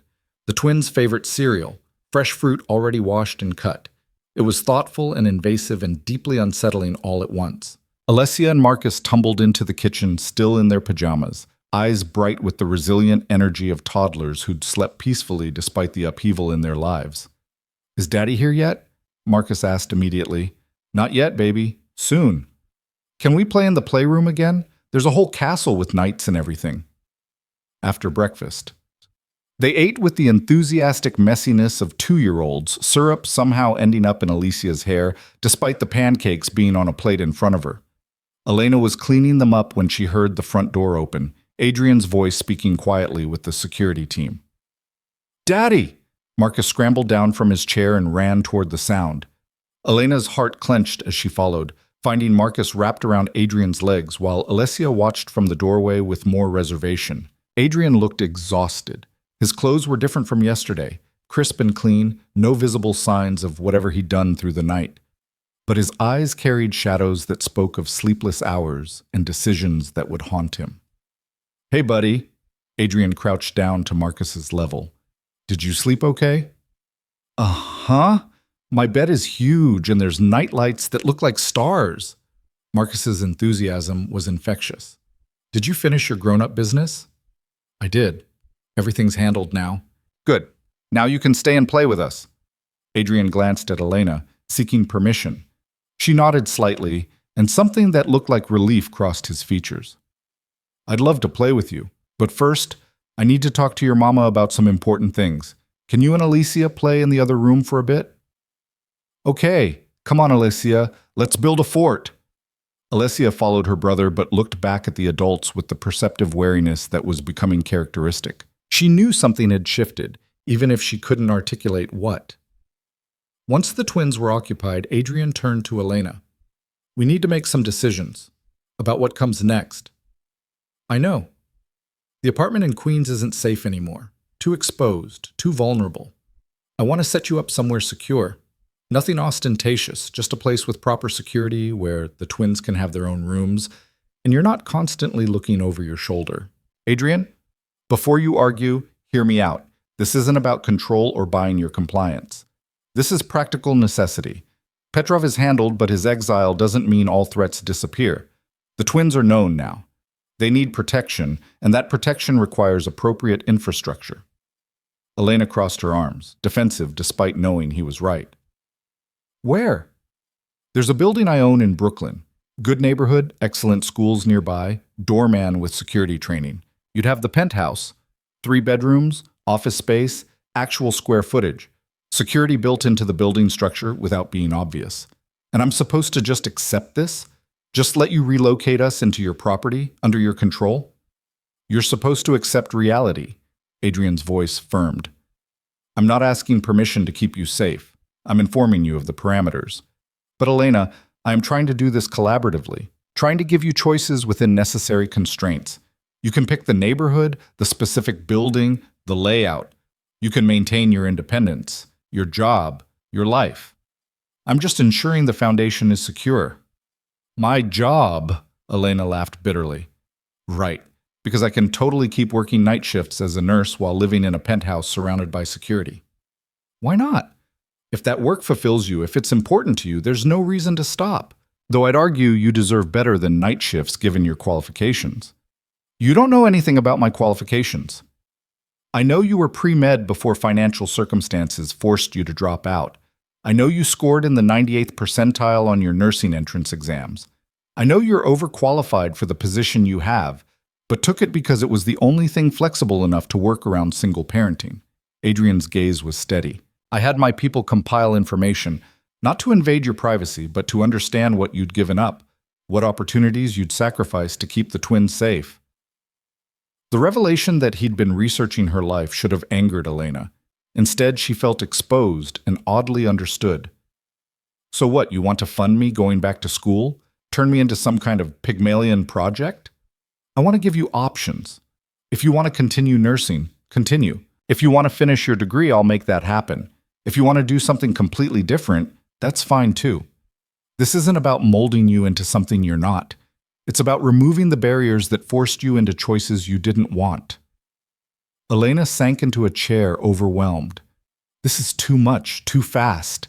Yesterday we were strangers. Now you're planning our entire future. Yesterday you were struggling alone. Today you have support whether you wanted it or not. Adrien sat across from her. I'm not trying to overwhelm you. I'm trying to solve problems. It's what I do. You can't solve everything with money and power. No. But I can solve housing insecurity and financial stress and safety concerns. The rest, the emotional complexity, the trust, the actual relationship building, that takes time and effort and honest communication. I'm willing to put in that work if you are. Elena studied him, seeing exhaustion and sincerity and the fierce determination that probably made him effective in his world. What do you really want from this, Adrien? What's your end game? I want to be their father, not just financially or legally, but actually present in their lives. I want to know their favorite colors and read them bedtime stories and teach them to ride bikes.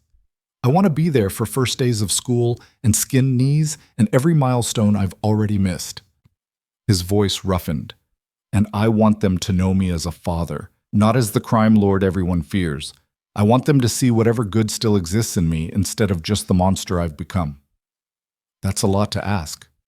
I know, but I'm willing to work for it, to prove through consistent action that I can be trusted with that role, to become worthy of the title they're already giving me. And what about me? Where do I fit in this vision of family you're constructing? Adrien's expression shifted to something vulnerable. Wherever you want to fit. I'm not expecting romance or reconciliation or anything beyond co-parenting cooperation. If all we ever are is two people raising children together, that's enough. More than I deserve, actually. But you want more.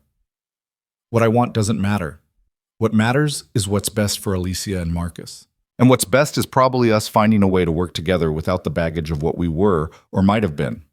Elena appreciated his honesty, even as it highlighted how complicated everything had become. They weren't the same people they'd been 3 years ago. She'd been transformed by motherhood and survival, he by power and isolation. Any relationship they built now would have to account for those changes.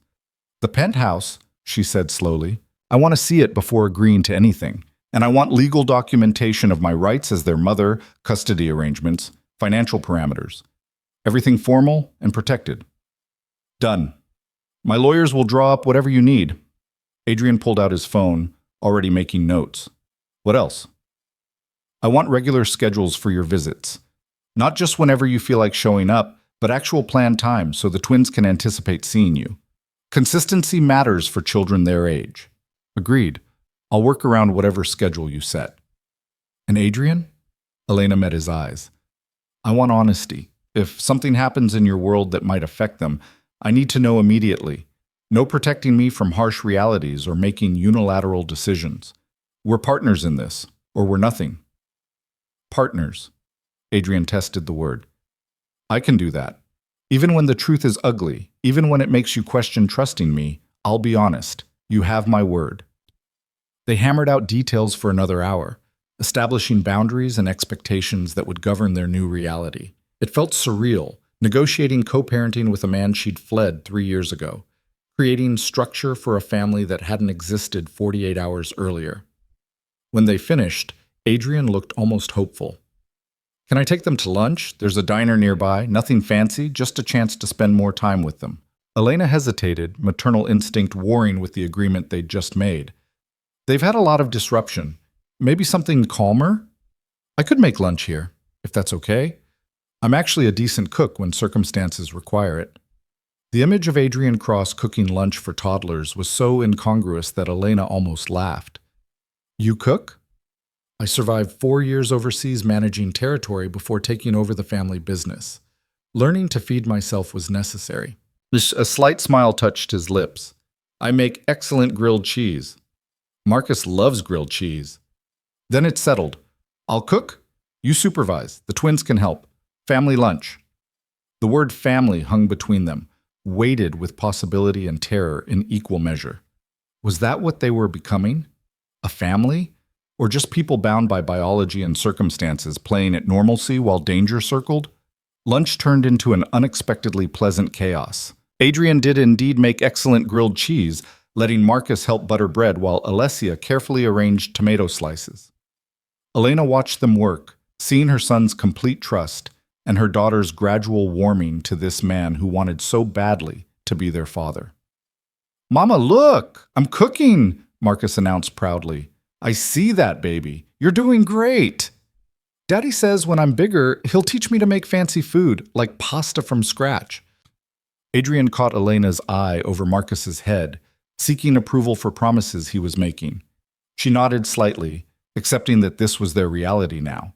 Adrien making plans, building connections, integrating himself into lives he'd been absent from.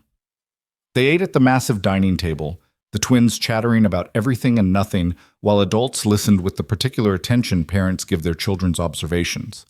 Alessia demonstrated her ability to count to 20. Marcus explained his theory about why clouds were actually dinosaur breath. Normal, mundane, the kind of family meal that happened in households across the world. Except one parent was a crime lord who'd just destroyed an organization overnight, and the other was a woman who'd fled that world in terror. Some normalcy was genuine, some was performance. Elena couldn't always tell which was which. After lunch, exhaustion caught up with the twins. They'd been running on excitement and disrupted routines for 2 days, and their little bodies finally demanded rest. Elena tucked them into the massive bed in the guest room, their small forms nearly lost in the expansive space. "Is this our house now?" Alessia asked sleepily. "For a little while, baby, until we figure out what comes next." "I like it here. It's big and safe and Daddy's here." The casual way Alessia said it broke something in Elena's chest. Her daughter, who'd gone her entire life without a father, had accepted Adrien with the swift certainty of children who needed to trust in order to survive. "You like him?" Elena asked softly. "He's nice, and he looks sad sometimes, like he needs hugs. But when we're playing, he smiles for real." Alessia's eyes drifted closed. "Love you, Mama." "Love you too, baby." Elena found Adrien in the living room, staring out the window at the manicured grounds. He looked alone in a way that had nothing to do with physical isolation. "They're asleep," she said quietly. "Good. They needed rest." Adrien didn't turn around. "Elena, can I ask you something?" "Okay." "Do you think they'll ever really see me as their father? Or will I always be the stranger who showed up and complicated everything?" The vulnerability in the question surprised her. Adrien Cross, who commanded empires and inspired fear, was worried about whether 2-year-olds would accept him.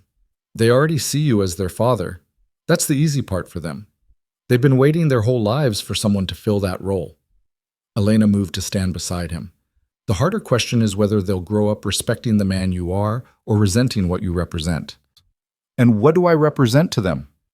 "Right now, safety and attention and someone who does funny voices. But eventually they'll understand what you do, who you are, the choices you make. That's when it gets complicated." Adrien nodded slowly. "I want to be better. For them." I want to be the kind of man they can be proud of instead of frightened by. Then be better. Not through grand gestures or dramatic changes, but through consistent daily choices. Be present. Be honest. Be gentle when you can and explain when you can't. Be the father they deserve instead of the crime lord everyone expects. Can those two things coexist? Can I be both? I don't know, Elena admitted. But if anyone can figure out how to balance impossible contradictions, it's probably you. They stood in silence, watching afternoon sunlight paint patterns across the grounds. Two people bound by children they'd created, trying to navigate a future neither had anticipated. I got a call this morning, Adrien said eventually, from my mother. She wants to meet them. Elena's stomach dropped. Victoria. She's their grandmother. She has rights. She has no rights. She drove me away with her contempt and her certainty that I wasn't good enough. She doesn't get to suddenly decide she wants access to my children. Our children. And Elena, I know what she did, how she made you feel, but she's genuinely remorseful. She wants a chance to make things right. By what? Throwing money at us? Proving she was right all along about me needing her resources? Elena's voice rose. No, absolutely not. I won't expose the twins to someone who'll make them feel less than because their mother wasn't born into the right family. She won't. I've made it clear that any repeat of her past behavior means she never sees them again. She understands the stakes. Adrien turned to face her. I'm not asking you to forgive her. I'm asking you to let her try to earn forgiveness. For the twins' sake. They deserve to know their entire family. Their entire family includes someone who called me a distraction that needed eliminating. And that someone has spent 3 years living with that choice, watching me become harder and more isolated, wondering if she destroyed the one genuine connection I had. Adrien's voice softened. She's not a warm person, Elena. She never will be. But she loves fiercely when she allows herself to, and I think she could love Alessia and Marcus if given the chance. Elena wanted to refuse, wanted to protect her children from the woman who'd made her feel worthless, but she saw the hope in Adrien's expression, the desire for his mother to be part of this family he was building. One meeting, supervised. Here, where I control the environment, and the second she makes them feel less than, it's over. Relief flooded Adrien's features. Thank you. I'll set it up for next week. Give everyone time to prepare. And Adrien, you need to tell her that this isn't about her comfort or her approval. This is about being a grandmother who adds value to her grandchildren's lives. If she can't do that, we don't need her. I'll make it clear. Adrien pulled out his phone. I should call her now before I lose my nerve. Elena left him to his conversation, checking on the twins who still slept peacefully. She had a week to prepare for confronting the woman who'd haunted her nightmares for 3 years. A week to steel herself for Victoria Cross's judgment and condescension. A week to hope that maybe, somehow, people really could change. The days that followed fell into unexpected rhythm. Adrien visited daily, reading stories and playing games and learning the minutiae of his children's lives with focused intensity. Elena watched him transform from uncertain stranger to engaged father, absorbing information about Alessia's favorite color and Marcus's fear of the dark with the same attention he probably gave to business intelligence. He was good at this, she realized, better than she'd expected. Patient when the twins were difficult, creative with entertainment, genuinely interested in their observations about the world. He researched child development, asked Elena questions about routines and discipline, approached fatherhood like a subject to be mastered. You're studying them, she observed one afternoon while Adrien helped Alessia with a puzzle. Of course. I've missed 2 years. I have a lot to catch up on. He didn't look up from the puzzle piece he was examining. Did you know toddlers can understand about 50% more than they can verbalize? It's fascinating. You're reading parenting books. Several. The research is quite extensive. Adrien finally glanced at her. Is that wrong? No, it's just unexpected. Most fathers wing it. I don't know how to wing anything. I strategize and research and plan. Parenting shouldn't be different just because the stakes are higher. Elena found herself smiling despite everything. The stakes being their entire emotional development and future mental health. Exactly. Far too important to approach casually. Adrien returned to the puzzle. Alessia, what do you think about this piece? Does the color match? That's the sky. It goes here. Alessia placed it with confidence. You're absolutely right. Well done. Watching them together, Elena felt something shift in her chest. Not forgiveness exactly, and not trust, but maybe the beginning of hope that this impossible situation might somehow work. The meeting with Victoria was scheduled for Sunday afternoon. Adrien arrived early, his tension visible in the set of his shoulders. She's nervous, he said to Elena. She'd never admit it, but she's terrified you'll deny her access. I'm terrified she'll be exactly who she was 3 years ago. Then we're all terrified. Should make for an excellent afternoon. Adrien's attempt at humor fell flat. Victoria Cross arrived precisely on time, emerging from a black sedan with the same regal bearing Elena remembered. She'd aged in 3 years, silver hair more prominent, lines deeper around her eyes. But her spine was steel straight, her expression carefully neutral as she approached the house. Elena. Victoria's voice was controlled, giving nothing away.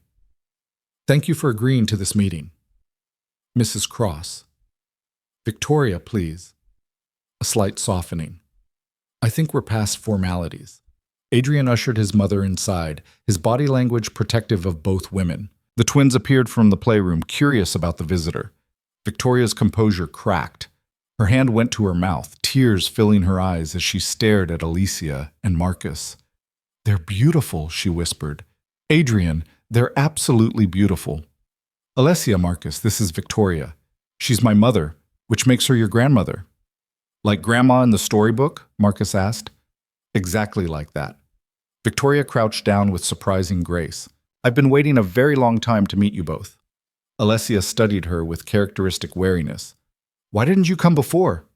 The question hit its mark. Victoria glanced at Elena, something that looked like shame crossing her features. Because I made mistakes.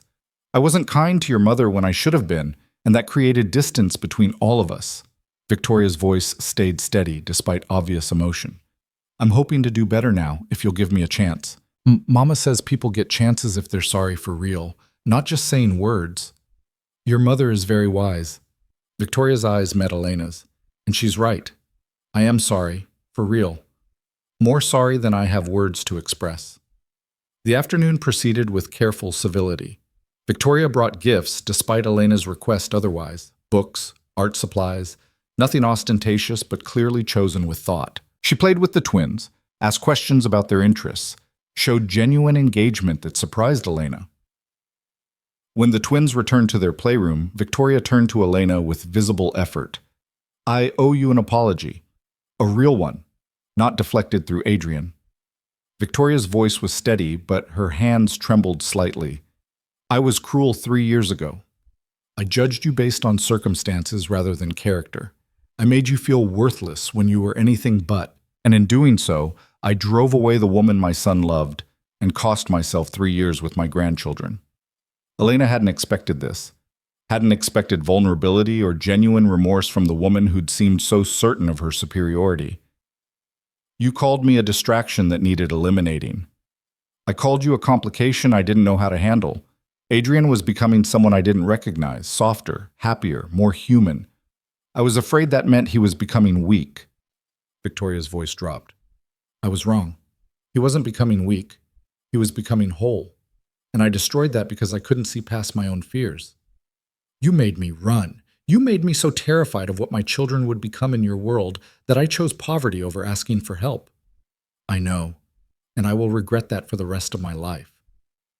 Victoria met her eyes. I can't undo the past, but I'm asking for a chance to be part of their future. Not as the matriarch demanding respect, but as a grandmother who wants to know her grandchildren, who wants to support their mother instead of undermining her, who wants to prove that people can change when they have sufficient motivation. Elena studied her, searching for manipulation or hidden agenda.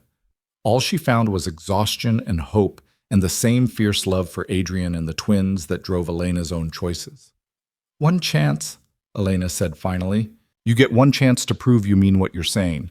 But Victoria, if you ever make my children feel less than, if you ever suggest they're lacking because of who their mother is, you'll disappear and I'll never see them again. I understand. Victoria's voice firmed. And I accept those terms. They're fair, given what I've done. Adrien had been watching from the doorway, hope and fear warring on his face. So we're doing this? Actual family gatherings and grandmother visits? We're trying, Elena corrected. No guarantees, just effort and honesty and seeing what develops. That's all I ask. Victoria stood.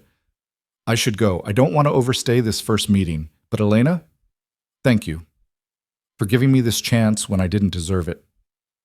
After Victoria left, Adrien collapsed onto the couch with visible relief. That went better than I expected. The bar was pretty low. Fair point. He laughed quietly. But she meant it, the apology, the regret, all of it. My mother doesn't do vulnerability well, but when she does, it's genuine. Elena sat beside him, exhaustion from the emotional weight of the afternoon catching up. We're really doing this, aren't we? Building some kind of family from people who barely know each other. Families are always built from people who barely know each other initially. We're just doing it in reverse order. Adrien glanced toward the playroom where the twins played, and somehow, against all odds, it seems to be working. For now. This is still the honeymoon phase. Wait until reality sets in. I'll take honeymoon phase over open warfare. Adrien's voice softened. Elena, I know this isn't what you wanted. I know you're making compromises and accepting situations you'd rather avoid. But thank you for trying, for giving us all a chance to be better than our worst choices. Elena didn't have words for the complexity of emotions swirling through her chest, fear and hope and exhaustion, and the tentative beginning of something that might become trust if given enough time. So instead of speaking, she just nodded. And in the playroom, their children laughed, oblivious to the careful architecture of family being constructed around them.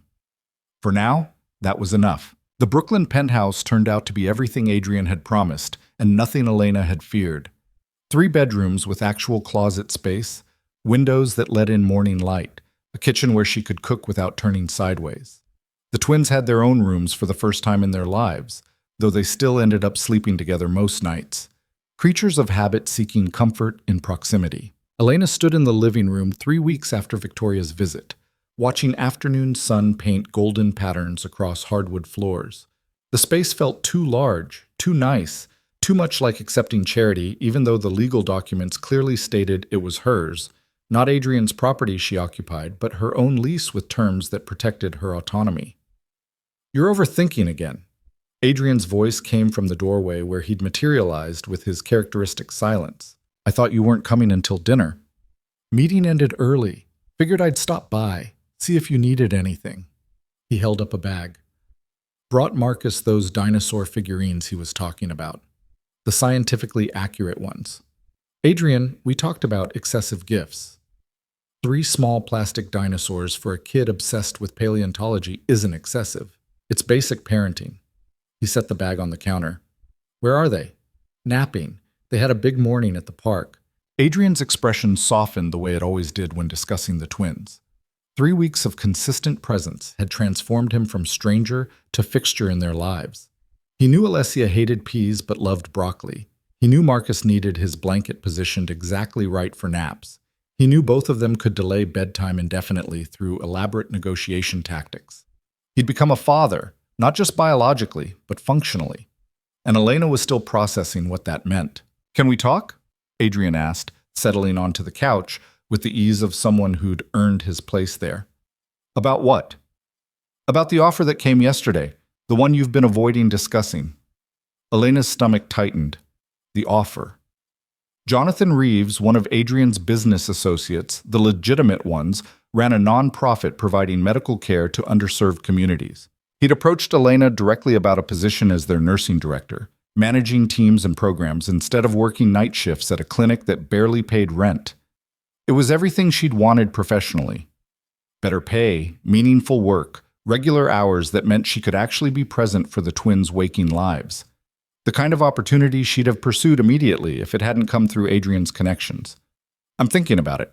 You're avoiding it because you don't want to accept anything that might have my fingerprints on it. Adrien's voice stayed neutral. Elena, I didn't arrange this. Jonathan approached you based on your qualifications and his genuine need for someone with your skills. I didn't ask him to offer you the position. But you told him about me. I mentioned in passing that the mother of my children had nursing background and was overqualified for her current role. He did his own research, reviewed your credentials, made his own decision. Adrien met her eyes. This isn't charity or manipulation. It's an actual job offer based on actual merit. That happened to materialize right after we moved into this building you own. Everything in my life connects to everything else. That's how networks work. But Elena, you can't reject every opportunity just because it might have some tangential connection to me. That's not protecting your independence. That's limiting your potential out of stubbornness. The accusation stung because it held truth. Elena had been so focused on maintaining boundaries that she'd started viewing every good thing as a trap. What if I take the job and it doesn't work out? What if Jonathan only offered it because of you and I'm actually terrible at it? Then you find something else. But you won't be terrible at it. You're exceptional at everything you do. You raise 2 children alone in poverty while working multiple jobs and they're happy, healthy, thriving. You think managing nursing programs is harder than that? It's different skills. It's the same core competency, caring about people and figuring out how to help them despite limited resources. Adrien leaned forward. Take the job, Elena. Not because I want you to, but because you want to. Because it's the opportunity you deserve. She wanted to keep arguing, keep finding reasons to refuse, but exhaustion from working nights while single parenting was catching up to her. The offer represented a chance to use her education, to make real impact, to have a career instead of just survival jobs. I'll call Jonathan tomorrow, she said quietly. Good. Relief crossed Adrien's features. Now, different topic. We need to discuss custody arrangements formally. Elena's defenses immediately activated. We have arrangements. You visit regularly, spend time with them. You're involved. What needs formalizing? Legal documentation. Not because I don't trust you, but because they deserve the security of knowing exactly where they stand. Adrien pulled out papers from his jacket. I had my lawyers draw this up. Joint legal custody, primary physical custody with you, visitation schedule we've already been following, financial support clearly outlined. Everything protected legally, so there's no ambiguity. Elena took the document, scanning terms that seemed more than fair. More than fair, actually. They gave her final authority on major decisions while ensuring Adrien's parental rights were protected. Why does this feel like you're preparing for something? Because I am. I'm preparing for the reality that my world is dangerous and unpredictable. If something happens to me, I want it crystal clear that the twins are provided for and you have uncontested custody. No family members swooping in claiming rights, no legal battles, just clean documentation. The casual way he discussed his potential death sent ice through Elena's veins. Adrien, I'm being practical. Men in my position don't usually retire peacefully. I'm taking steps to legitimize my operations, transition into legal business, but that takes time. Meanwhile, I need to ensure that if the worst happens, you and the twins are protected. He gestured to the documents. These guarantee that, plus a trust fund that activates if I die, life insurance, property transfers, everything to ensure they never struggle the way you did. I don't want your death money. It's not death money. It's responsible parenting. Adrien's voice firmed.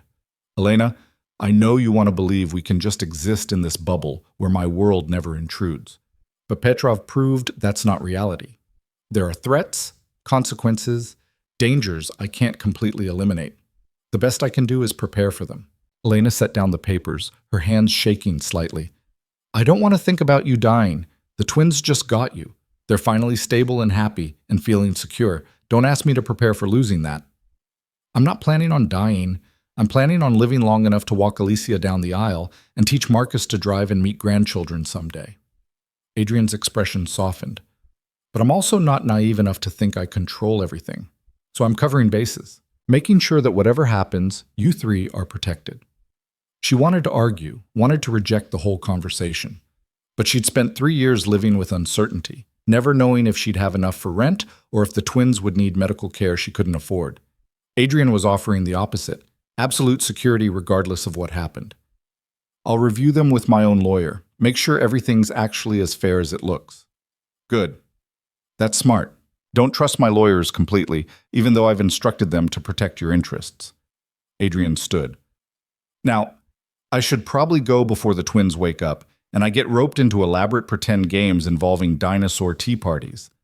You love the dinosaur tea parties. I tolerate them for Marcus's benefit, Adrien corrected with mock seriousness. There's a difference. You made sound effects last time, roaring and stomping. That was purely for atmospheric accuracy. He was fighting a smile. I take my dinosaur portrayal seriously. Elena laughed despite everything. The normalcy of the conversation, a stark contrast to the heavy topics they'd just navigated. This was their pattern now, oscillating between intense discussions about danger and death and casual banter about their children's imaginative play. Adrien was halfway to the door when Elena's voice stopped him. Thank you. For the custody documents, for being honest about risks, for all of it. I know I don't say it enough, but I appreciate what you're trying to do. You don't owe me thanks for being a parent to my own children. I owe you acknowledgement that you're doing it well, better than I expected, better than I thought possible, honestly.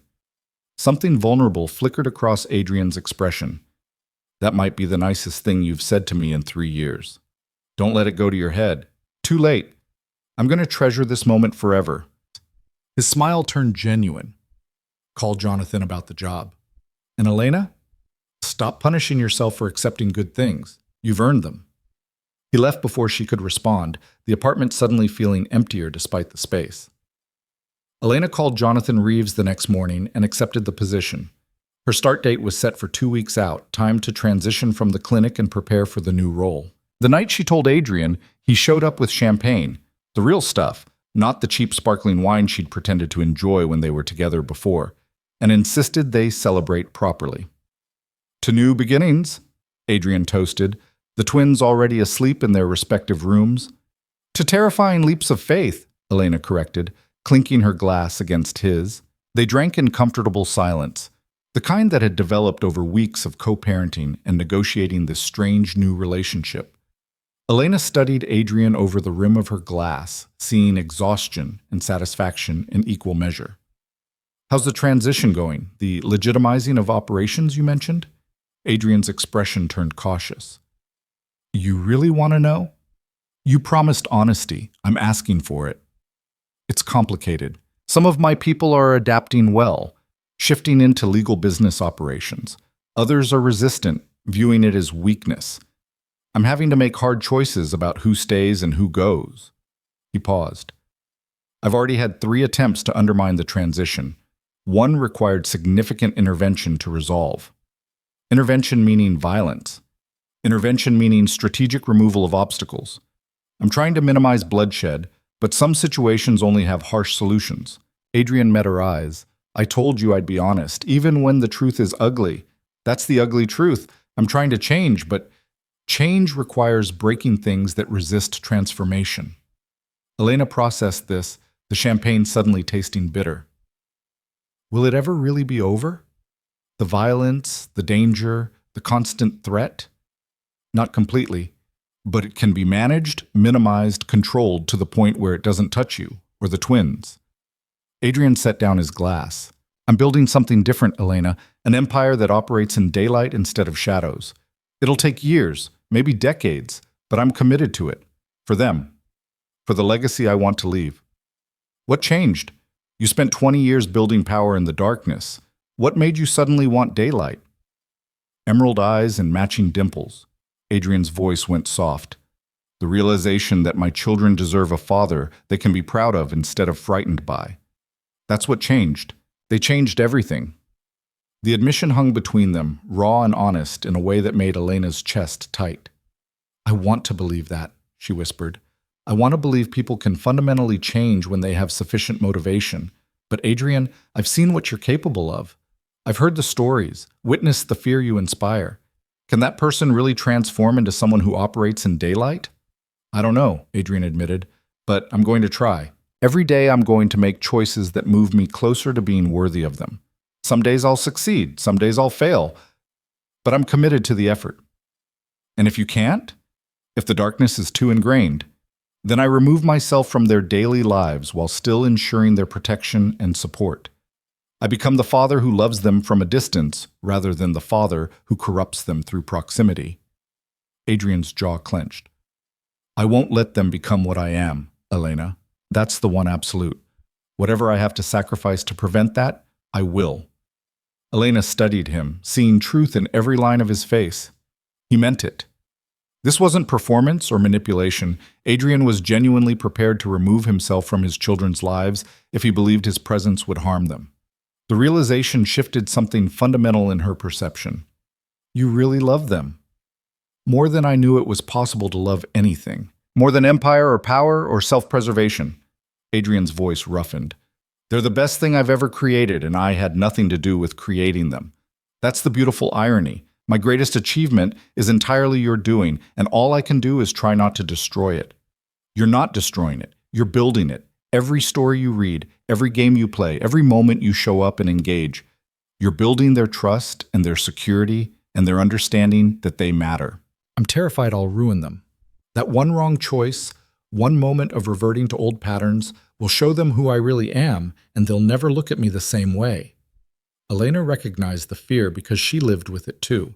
The constant worry that she'd make the wrong parenting decision and somehow damage these small humans who trusted her completely. Welcome to parenting, she said softly. We're all terrified we'll ruin them. The difference is whether we let that fear paralyze us or motivate us to be better.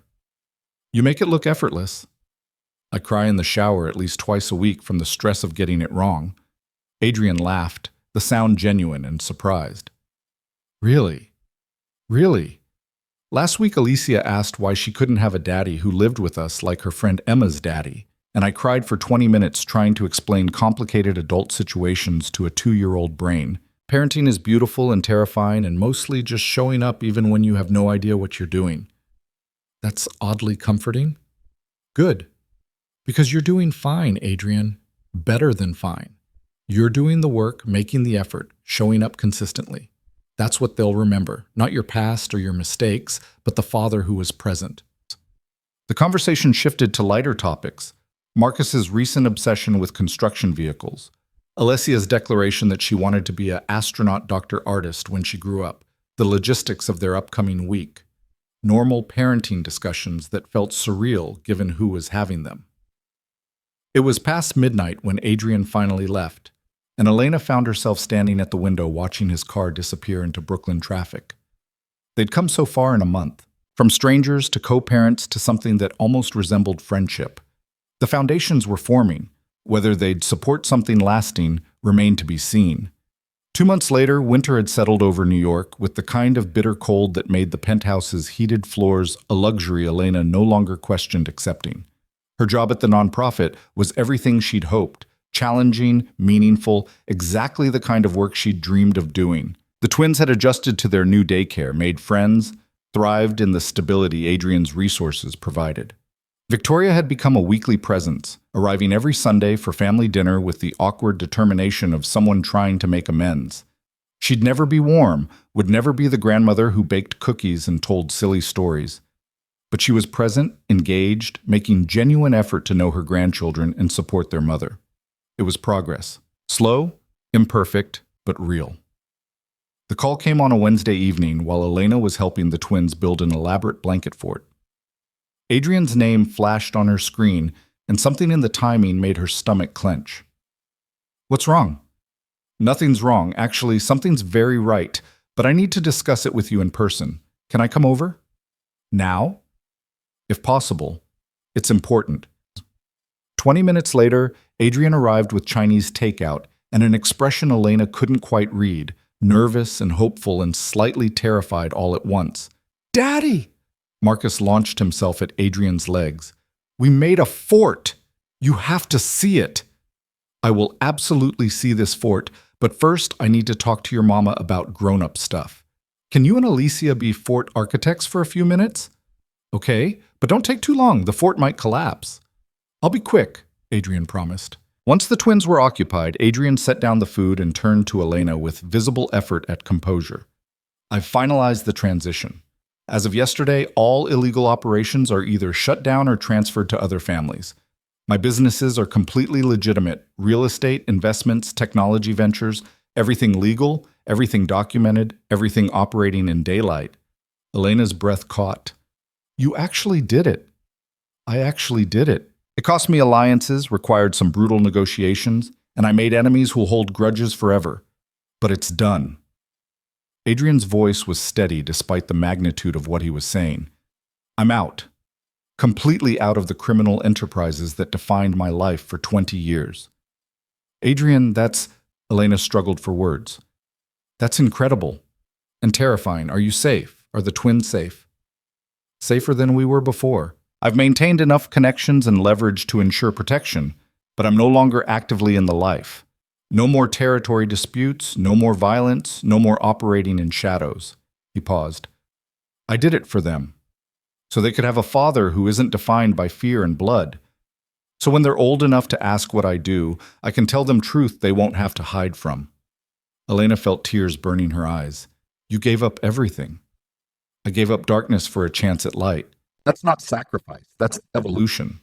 Adrien's expression turned vulnerable. But I need you to understand what this means. My income is significantly reduced. My power is diminished. My reputation is shifting from feared crime lord to legitimate businessman. Everything that made me Adrien Cross is changing. Why are you telling me this? Because I need to know if you can accept who I'm becoming instead of just tolerating who I was. If we're going to co-parent long-term, if we're going to build this family we're creating, I need to know you see the changes as real and not just performance. Elena studied him, seeing exhaustion and hope, and the kind of vulnerability that must have cost him dearly to show. I see the changes. I see you reading bedtime stories and making dinosaur sounds, and showing up even when you're clearly exhausted from whatever battles you fought that day. I see you trying to be better than your worst choices. I see you choosing them over empire. She paused. And Adrien, I'm proud of you. Genuinely, truly proud. His composure cracked. That might be the first time anyone said that to me and meant it. Well, get used to it, because you're doing hard things, and they deserve acknowledgement. Adrien pulled her into a hug that started tentative and turned fierce. Elena let herself lean into it, accepting comfort and connection she'd been afraid to want. They stood like that for a long moment. Two people who'd been strangers and enemies and were slowly becoming something else. Daddy! Mama! The fort is ready! Alessia's voice broke the moment. They pulled apart, both slightly flushed and emotional. Duty calls, Elena said softly. Indeed it does. Adrien cleared his throat. Lead me to this architectural marvel. The fort was indeed elaborate. Pillows and blankets arranged with the kind of creative chaos only toddlers could achieve. Adrien dutifully crawled inside, pronounced it excellent, and spent the next hour playing whatever game the twins invented involving dragons and superheroes and dinosaurs, all somehow coexisting. Elena watched from the doorway, her heart full in a way she hadn't experienced in years.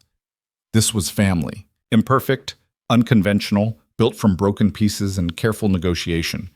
But family, nonetheless. Later, after the twins were asleep and Adrien was preparing to leave, Elena stopped him at the door. Would you want to have dinner? Actual dinner, just us? Somewhere that isn't Chinese takeout in a blanket fort? Adrien froze. Like a date?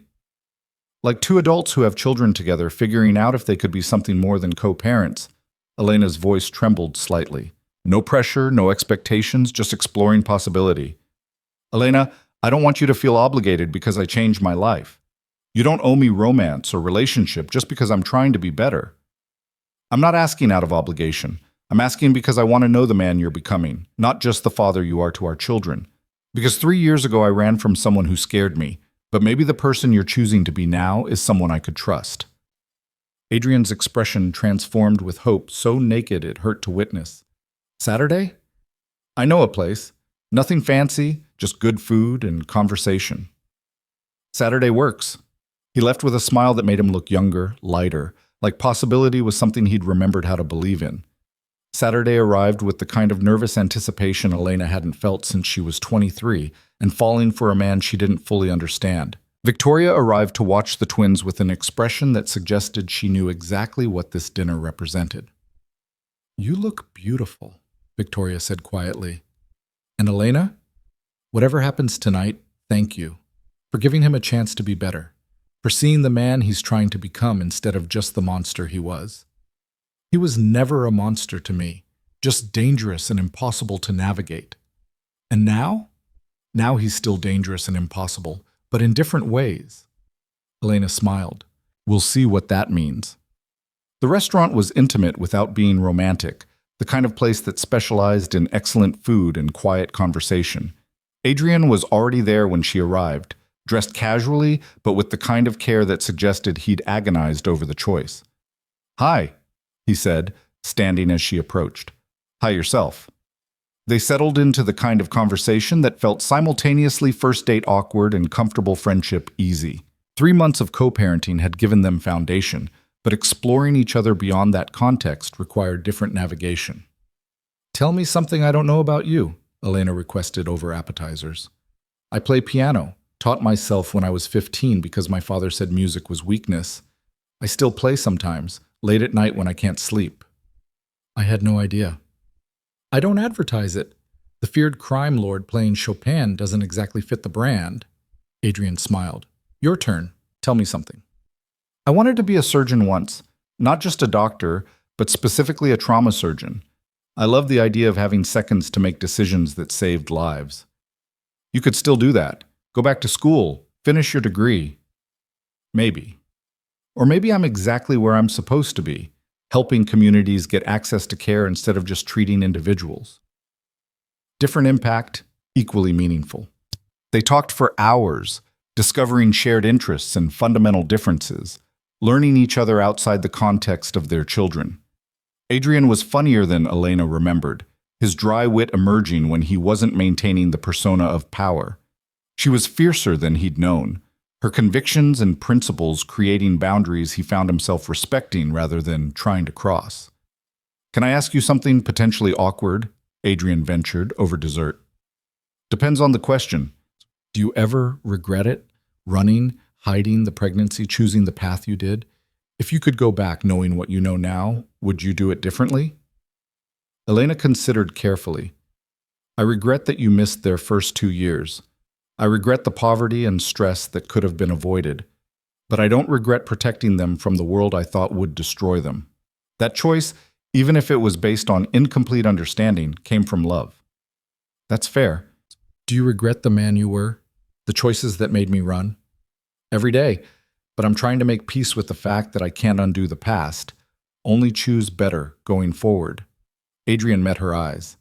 I spent 20 years becoming someone formidable and alone. I'm spending however long it takes becoming someone worthy of the family I didn't know I wanted.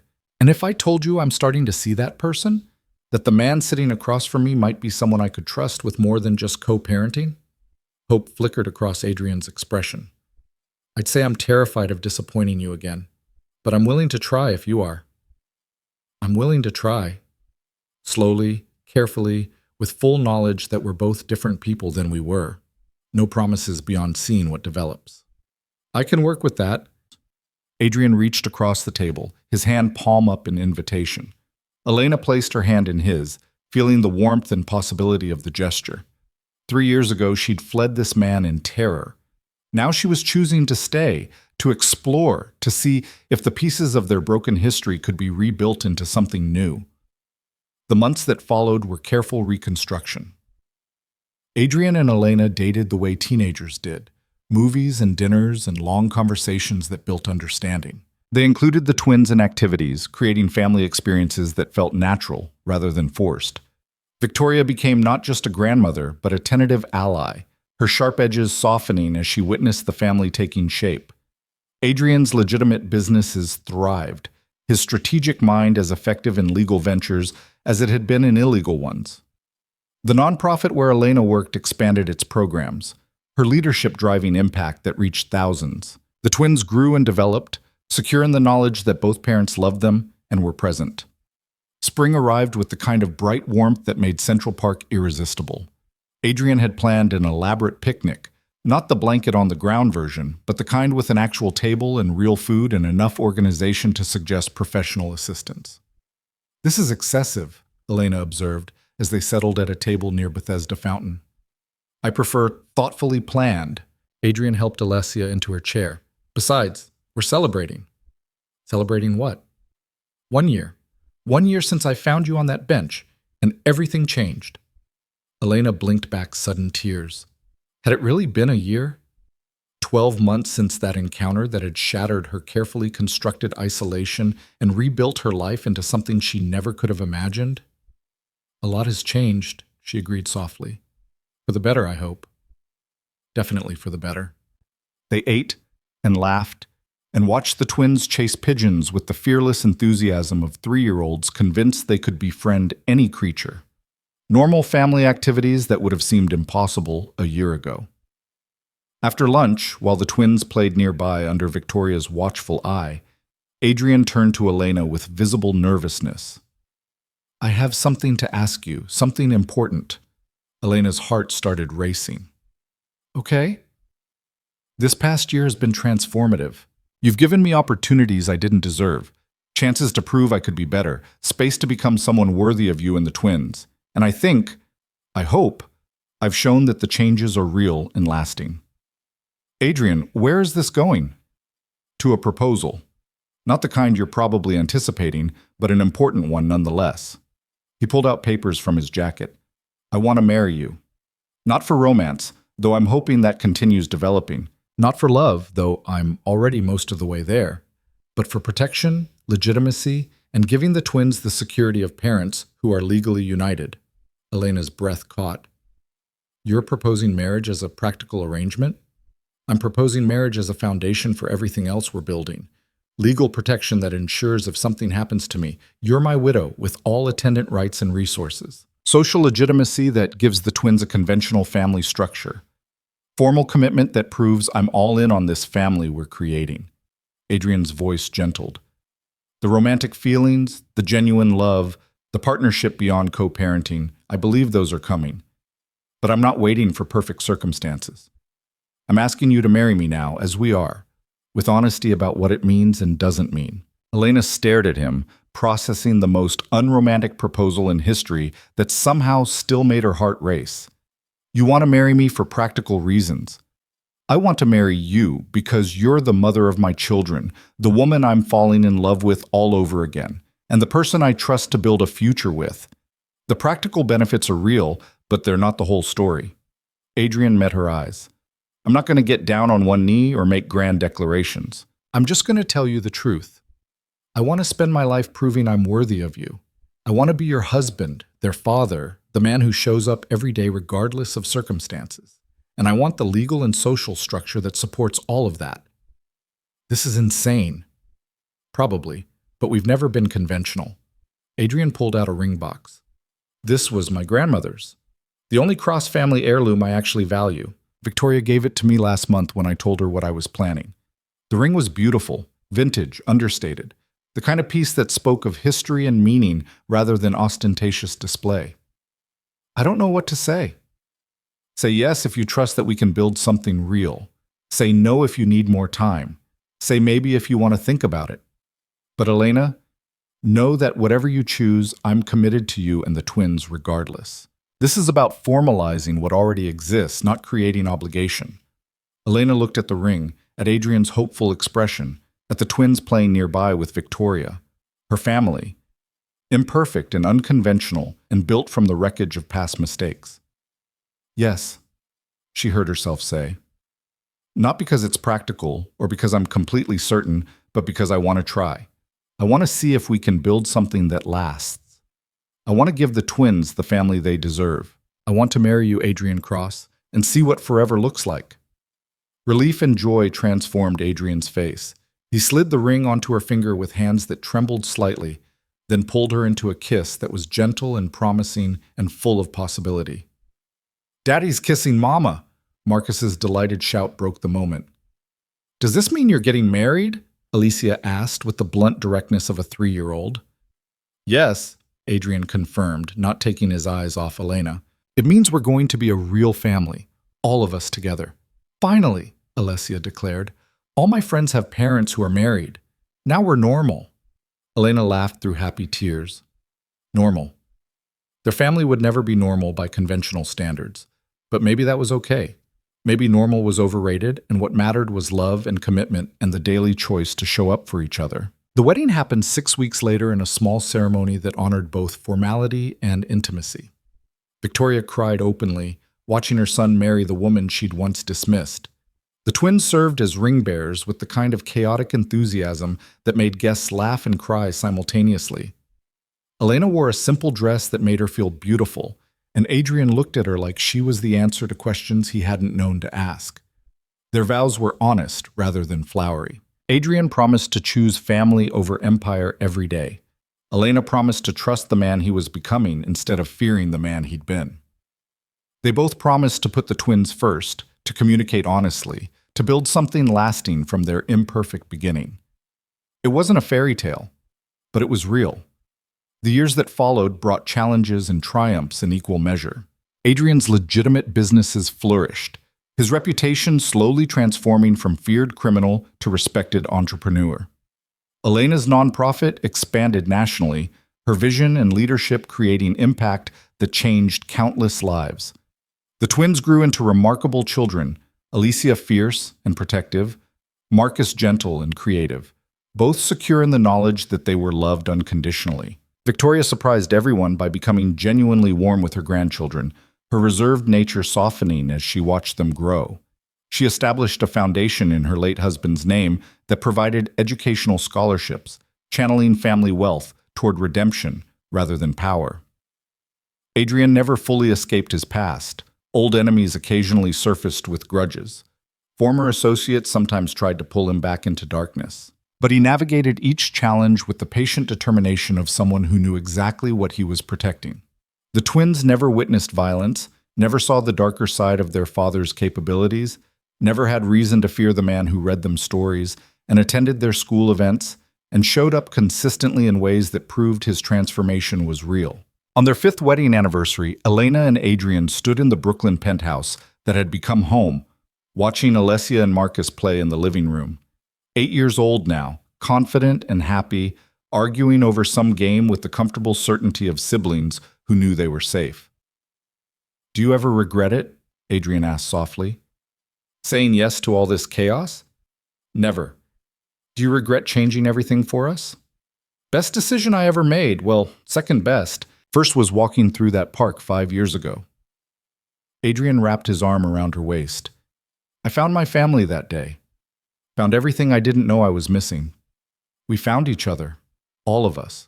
Elena leaned into him. "And built something worth fighting for." "Worth everything," Adrien agreed. They'd started with secrets and fear, with impossible circumstances and every reason to fail. But they'd chosen to stay, to fight, to build. They'd chosen each other repeatedly in small daily decisions and major life commitments. And in choosing, they'd created something that went beyond redemption or forgiveness. They'd created family, messy and imperfect and absolutely worth every sacrifice required to protect it. The twins' laughter filled the apartment, bright and joyful and secure. The sound of a different legacy, not one built on fear or power, but on love and second chances and the courage to become better than your worst choices. In the end, that was enough. More than enough. It was everything.